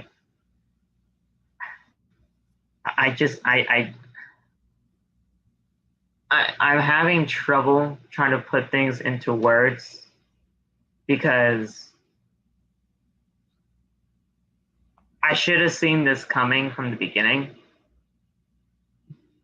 But in the beginning of all of this stuff, we didn't think it was going to go this far. At least I did. I didn't think we were going to be 2.5 years into this, and him being this fucking unstoppable monster that we just can't even fucking figure out the weakness of. I didn't. I was for this at first. I was for this whole tribal chief shit. I was for all of this. Let's get Roman to be the highest of heights, and then all of a sudden, once this man gets beaten, is going to be an absolute great thing for that person. But that person hasn't come in 2.5 years. And now I feel like the fucking dumbass of this entire community saying, oh my God, I've been with this here and now all of a sudden people think I'm just fucking riding the Roman Reigns hate because everybody's just doing it now. I haven't liked this Roman Reigns stuff with him It started at last year's SummerSlam because the way that they ended that Cena match was fucking ridiculous. Then all of a sudden the Finn match happened, and that was fucking ridiculous. And then we continued on through the months. Then all of a sudden Brock just had to win the WWE Championship because he was going up against Roman again at fucking day one, and that couldn't happen because Roman got COVID, so he had to win the WWE Championship there. And then the unification match happened. I thought the unification match was going to be a good thing, but that fucking sucked. I just feel like the complete dumbass for believing that this was going to be a good thing at first, and now all of a sudden I feel like a complete dig, not knowing that this was going to be the case. It's not my fault. I know that. And I know it's not my fault. And I know I shouldn't be, doubt, like, pretty much saying, yeah, this is on me. And I know it's not. But the fact that I was actually for all of this to begin with, it disgusts me knowing that this should have never happened. This should have never happened. If this whole entire thing was to never put anybody over in the first place, then what the fuck was this for? Mm-hmm. Everything that you said about this was fucking true. And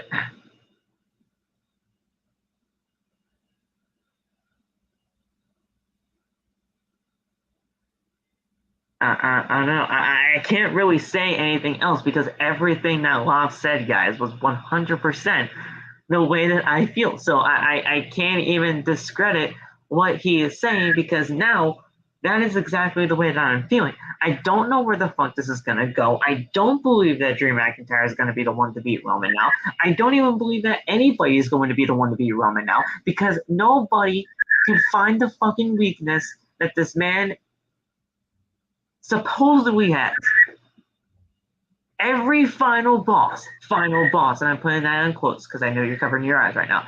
Every final boss, every final something has a weakness. But somehow WWE finds a fucking way to say, yeah, nah, this man doesn't have a weakness. Yeah. And when you think you found it, you try to pound on it, and it fucking blows up in your face. The man got the fucking ring jumped on his ass. And that can't fucking do it. The man...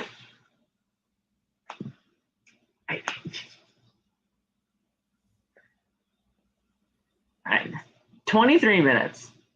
23 minutes of a great match, but that ending fucking blowed. It made Theory look like a complete dumbass, which I laughed at, but still, he's 0-10 now, and he looks like a complete dumbass. Brock looked like a fucking monster. I will say that. He looked like a fucking monster coming out of this thing because the man kept coming up at the count of 9, and then all of a sudden things happened.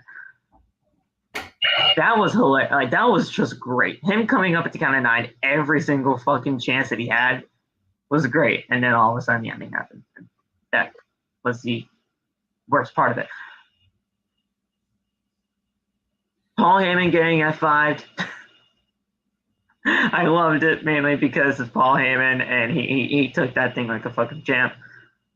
But now Roman's not going to be back for 5 weeks.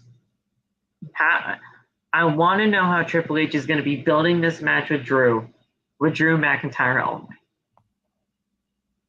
Because Roman's not going to show up. He might show up for the final week.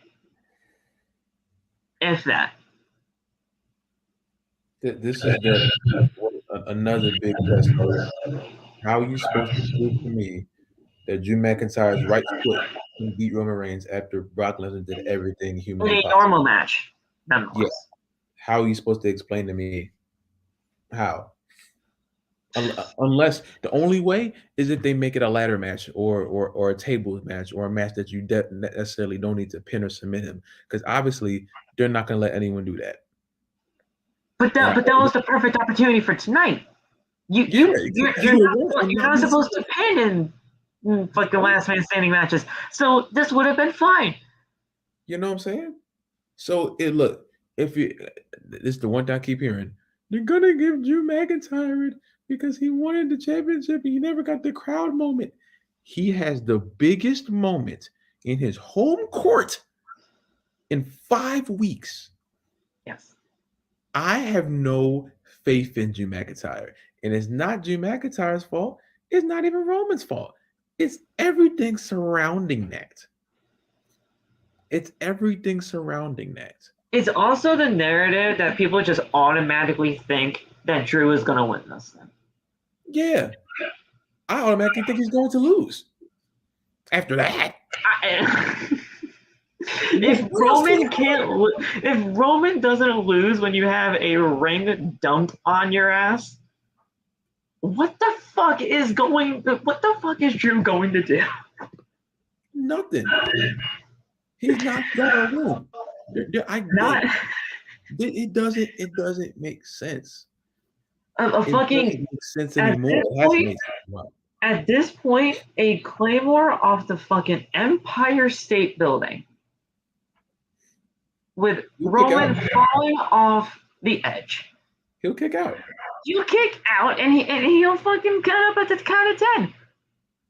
He'll kick out, hit a crazy spear, and then the game, the whole freaking match will be over. So it's like we'll have a great match, right? We'll end it on top of the Empire State Building. He'll get knocked off with a Claymore. He'll kick out, and then all of a sudden, let's say Roman hasn't hit a spear once in this match. One spear, 1, 2, 3, done.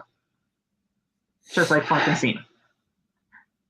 There's nothing that these people can do to find a fucking weakness, and it's. If there's an instance where Dwayne comes back from being away from wrestling for so long and beats this unstoppable entity for 3 years because his name is The Rock Johnson, I'm going to be completely flabbergasted at what this 3 years were for. Oh, I'm gonna lose it. I'm going to lose it. Everyone was telling me this is to build up a new star. No, it's not. Because you had a time. You lost. You had time to do it for freaking Cesaro, and he lost. What am I doing this for? That's what it was supposed to be for, and then all of a sudden it just turned to fucking shit. What am I doing this for? Like honestly, what is this? What is all of this? What is all this for? What are you trying to prove now? You won. You won. Yeah, they fucking won at this point. What are you trying to prove now? How are you going to get me to watch in 5 weeks? Unfortunately, due to my potential career choice, I have to watch in 5 weeks. But do I have to believe the result is going to be what everyone says it is? Nope. Because it's probably not going to be. And then he's going to win in Cardiff Wells, and he's going to get all the boos, and then people are going to tell me they're going to pull some other name out the hat and say he's going to win. No, he's not. If he doesn't find a way. If I want to make this part of, my life's work and what I have grinded my fucking ass for to get to where we are now, to make this something that I can look back at my legacy on forever and say that I fucking did this with some of the greatest people in my fucking life, then yes, I have to watch this shit. But there is more to, or at least I thought there was more to this than what was originally planned, But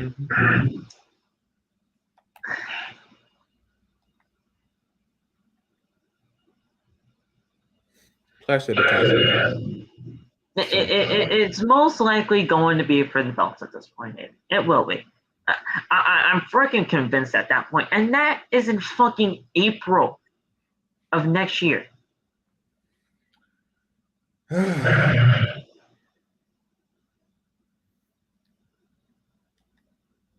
That's fucking 9 months, bro. If WrestleMania 46 here and World Champion, then nothing else matters. None of this is real. What we're living through, none of this is real. I've been wanting this to be a dream since SummerSlam. I have, but every single time somebody pinches me, it fucking hurts, and I know it's fucking real. I know it's fucking real life. But that's what we have. What we have.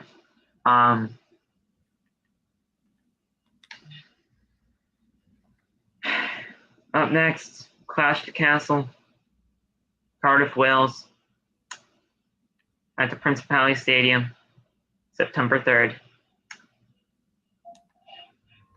And we'll see Roman Reigns versus Drew McIntyre for the undisputed WWE title. We will be seeing potentially 78,000 people in this arena.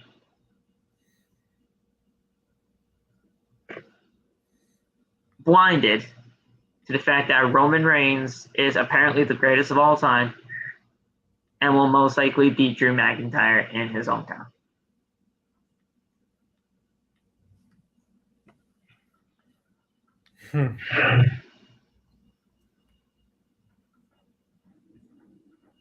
But we got 10 shows to build this up, Trips. Let's figure this out, man. Let's figure this out. You gotta find a weakness. You gotta. If Vince hasn't found a weakness in 2.5 years, I'm praying for you, Triple H. I'm praying.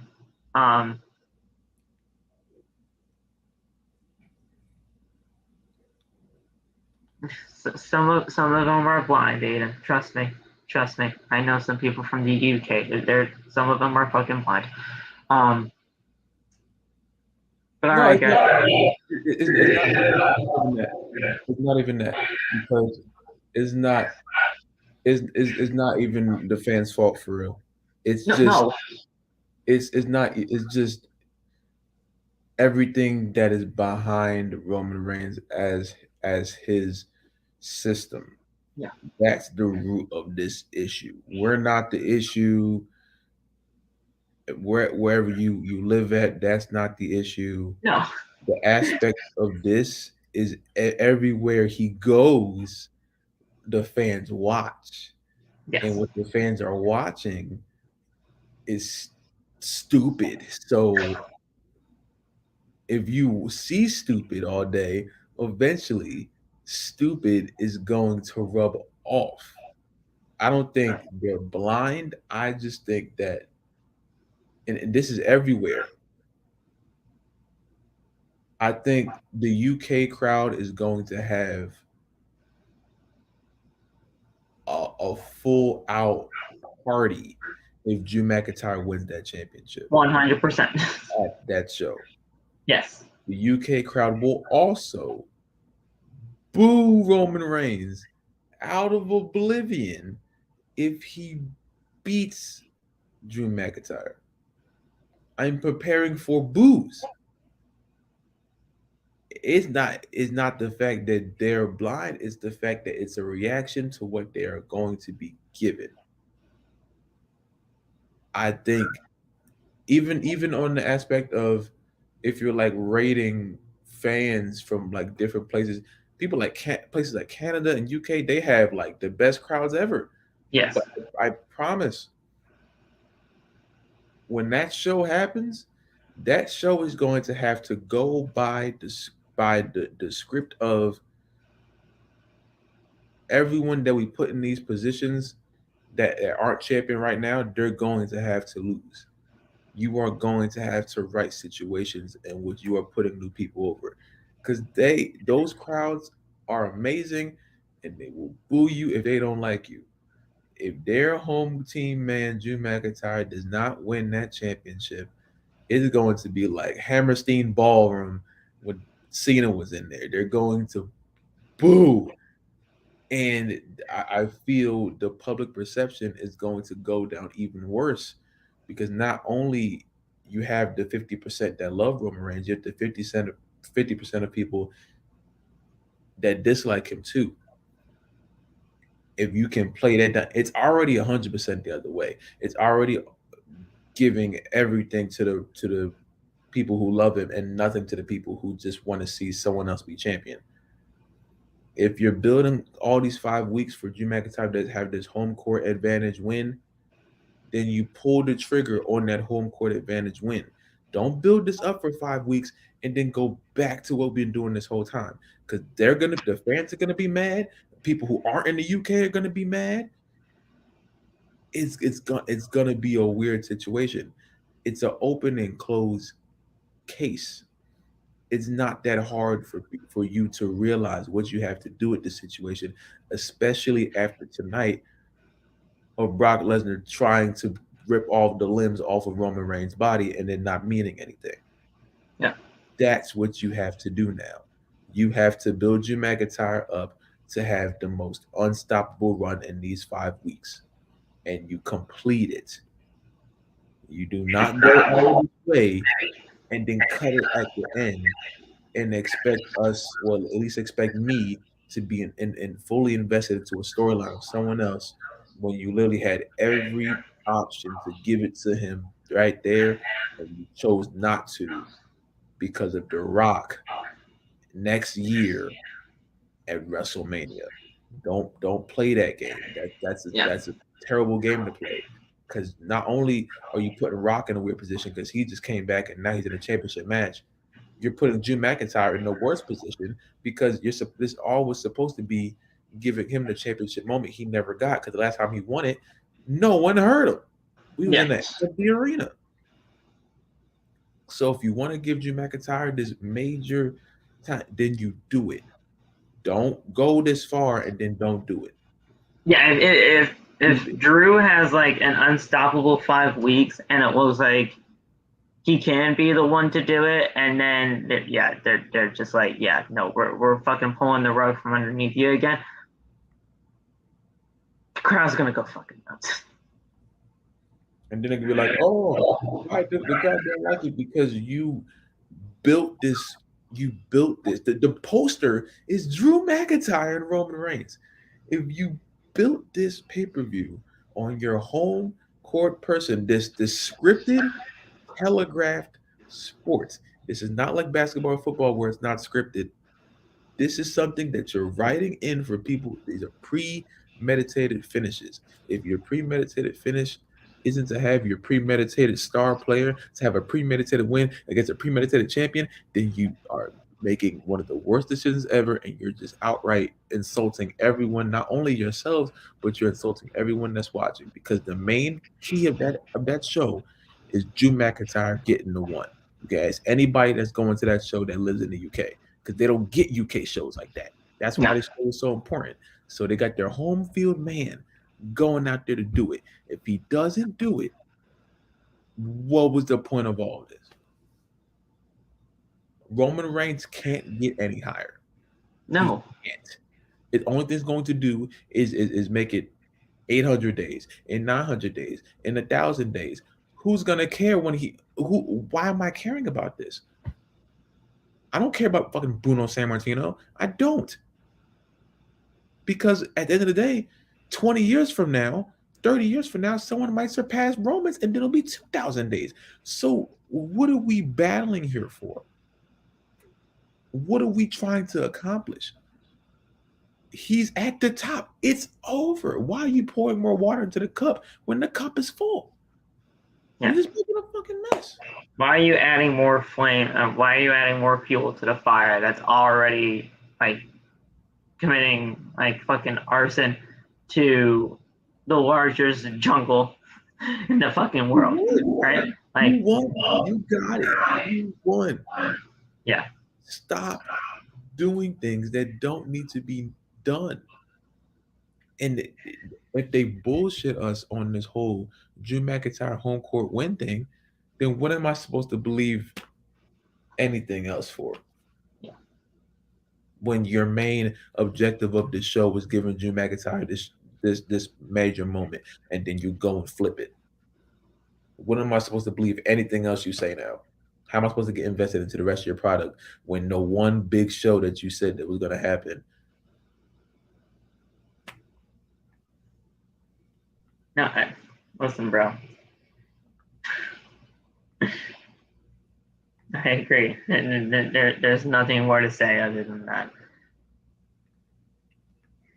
It's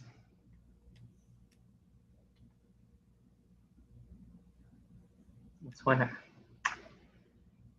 I can't even say anything more because it's just gonna be the same sentiment.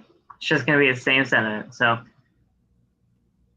let's end it here. We aired our grievances enough. We know what we are at right now with all of this. Everybody knows where we're at in all of this. I think overall tonight was a great show. I wanna get back into something positive real quick. All of this tonight was a great show. I loved SummerSlam tonight. SummerSlam tonight was great. Yeah. But you know what happened. You know what happened. I believe in Triple H and what he has been built. I believe in Triple H and what he built tonight. Because tonight was a great foundation for, I hope, a great future. Mm-hmm. Especially for the women. The women I am more looking forward to now than I ever. The women have great match. Yes. Like, they're in a great position right now. They are. Bailey's back, which the fact that I had Bailey back in my life, that's enough for me. Like, hey, we want some Bailey. Ooh, I want to know if you'd be my girl. Like, listen, like, Bailey's back. Bailey's back, and I'm gonna fucking mark out for the rest of my days. Io Shirai is here. I'm not calling her Io Sky. Fuck that shit. Io Shirai is here. That's great. And Dakota Kai's back. She's back. I freaking love it. Edge is back, so we'll see where things go from there.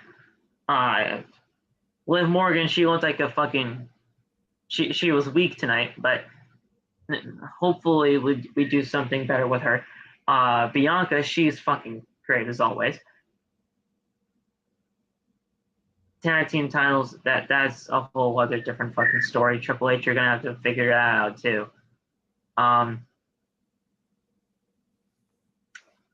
Logan Paul, McAfee did their thing. I'm impressed.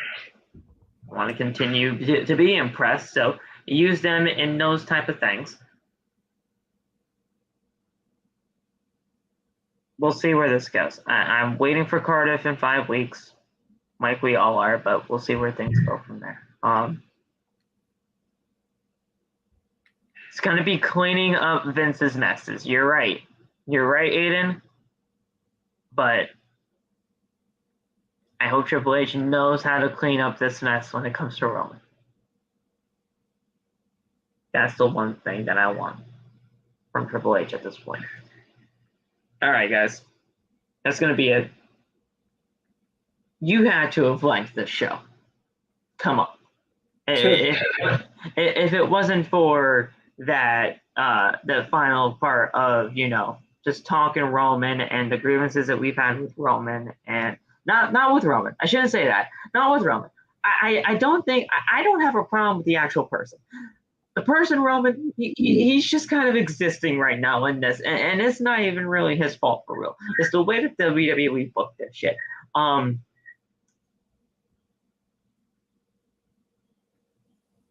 I think what we have in store for the future is going to be something good. I want it to be something good. And we'll see where things go from there. But guys, like this video if you haven't already. It turns blue once you hit that thumbs up button. So please, you'll know if you hit the thumbs up if it turns blue. I think it turns white now. It turns white now? I think so. Probably on phone. I don't know if it happens on laptop or whatever. Oh, yeah. But either way, it turns a different color. So hit that thumbs up button as hard as you possibly can. Comment once this video is back, like, you know, published and everything like that. Your favorite match of the show. Comment your favorite match of the show, the worst match of the show in your eyes, and name a reason as to why you think the future of this company is going to be. Why you feel like you're optimistic about the future of this company. It could be something about the World Championship or whatever. Just figure out something optimistic that you have about the future of the company. Or if you're pessimistic. Yeah. Listen, if you need to get something off your chest, get something off your chest. But if you're feeling optimistic and you want something to talk about there, go ahead. But I want you guys to be active on this because this was a great show to talk about. I think this was honestly one of our best reviews yet, for sure, because we definitely had our great talking points. We had some of the just Vince's vision not really being here anymore, and this is just solely Triple H now. This was just great to see what the future can be. Yeah, I think conversation if we were in the Vince era still, because I feel like I don't know if it would have been rectified as fast. Right. You know, I have a small amount of optimism about Triple H. If this was Vince, I think I would have been even more mad than I already was. Yeah. I mean, I'm optimistic for the future. I've always been because I know what Triple H did with NXT. So I hope, like, I believe in the man enough to hopefully help this main roster out. Cleaning up the messes of Vince McMahon is going to take work. It is. But I think Triple H, along with his team, can do it. It's just going to take some time. But like, comment, subscribe if you haven't already. Turn on the bell for all notifications. Follow us on social media. All the TikTok links are down in the description. Follow me on Twitter at Instagram and Instagram at @Flameout_. Bonfire.com, the exclusive home of Outside the Brand, and its merchandise for the brand. OTB Wolfpack, mugs, tote bags, any other t-shirt that's on there. We'll be good to go. And yeah, man. We'll talk to you on Monday for Monday Night Raw. Anything else that you have to say before we get out of here? It's fucking 3 o'clock in the morning. I'm going. Next time y'all see me, I'm gonna look different. I'm not gonna say why. The next time you see me, I'm gonna look different. So, yeah, things are changing. Yeah. All right, guys. All right, man. We'll talk to you guys very soon. Have a good rest of the day. Well, have a good rest of the Sunday that you have. Yeah. And we'll talk to you on Monday. Have a good night, guys. Peace.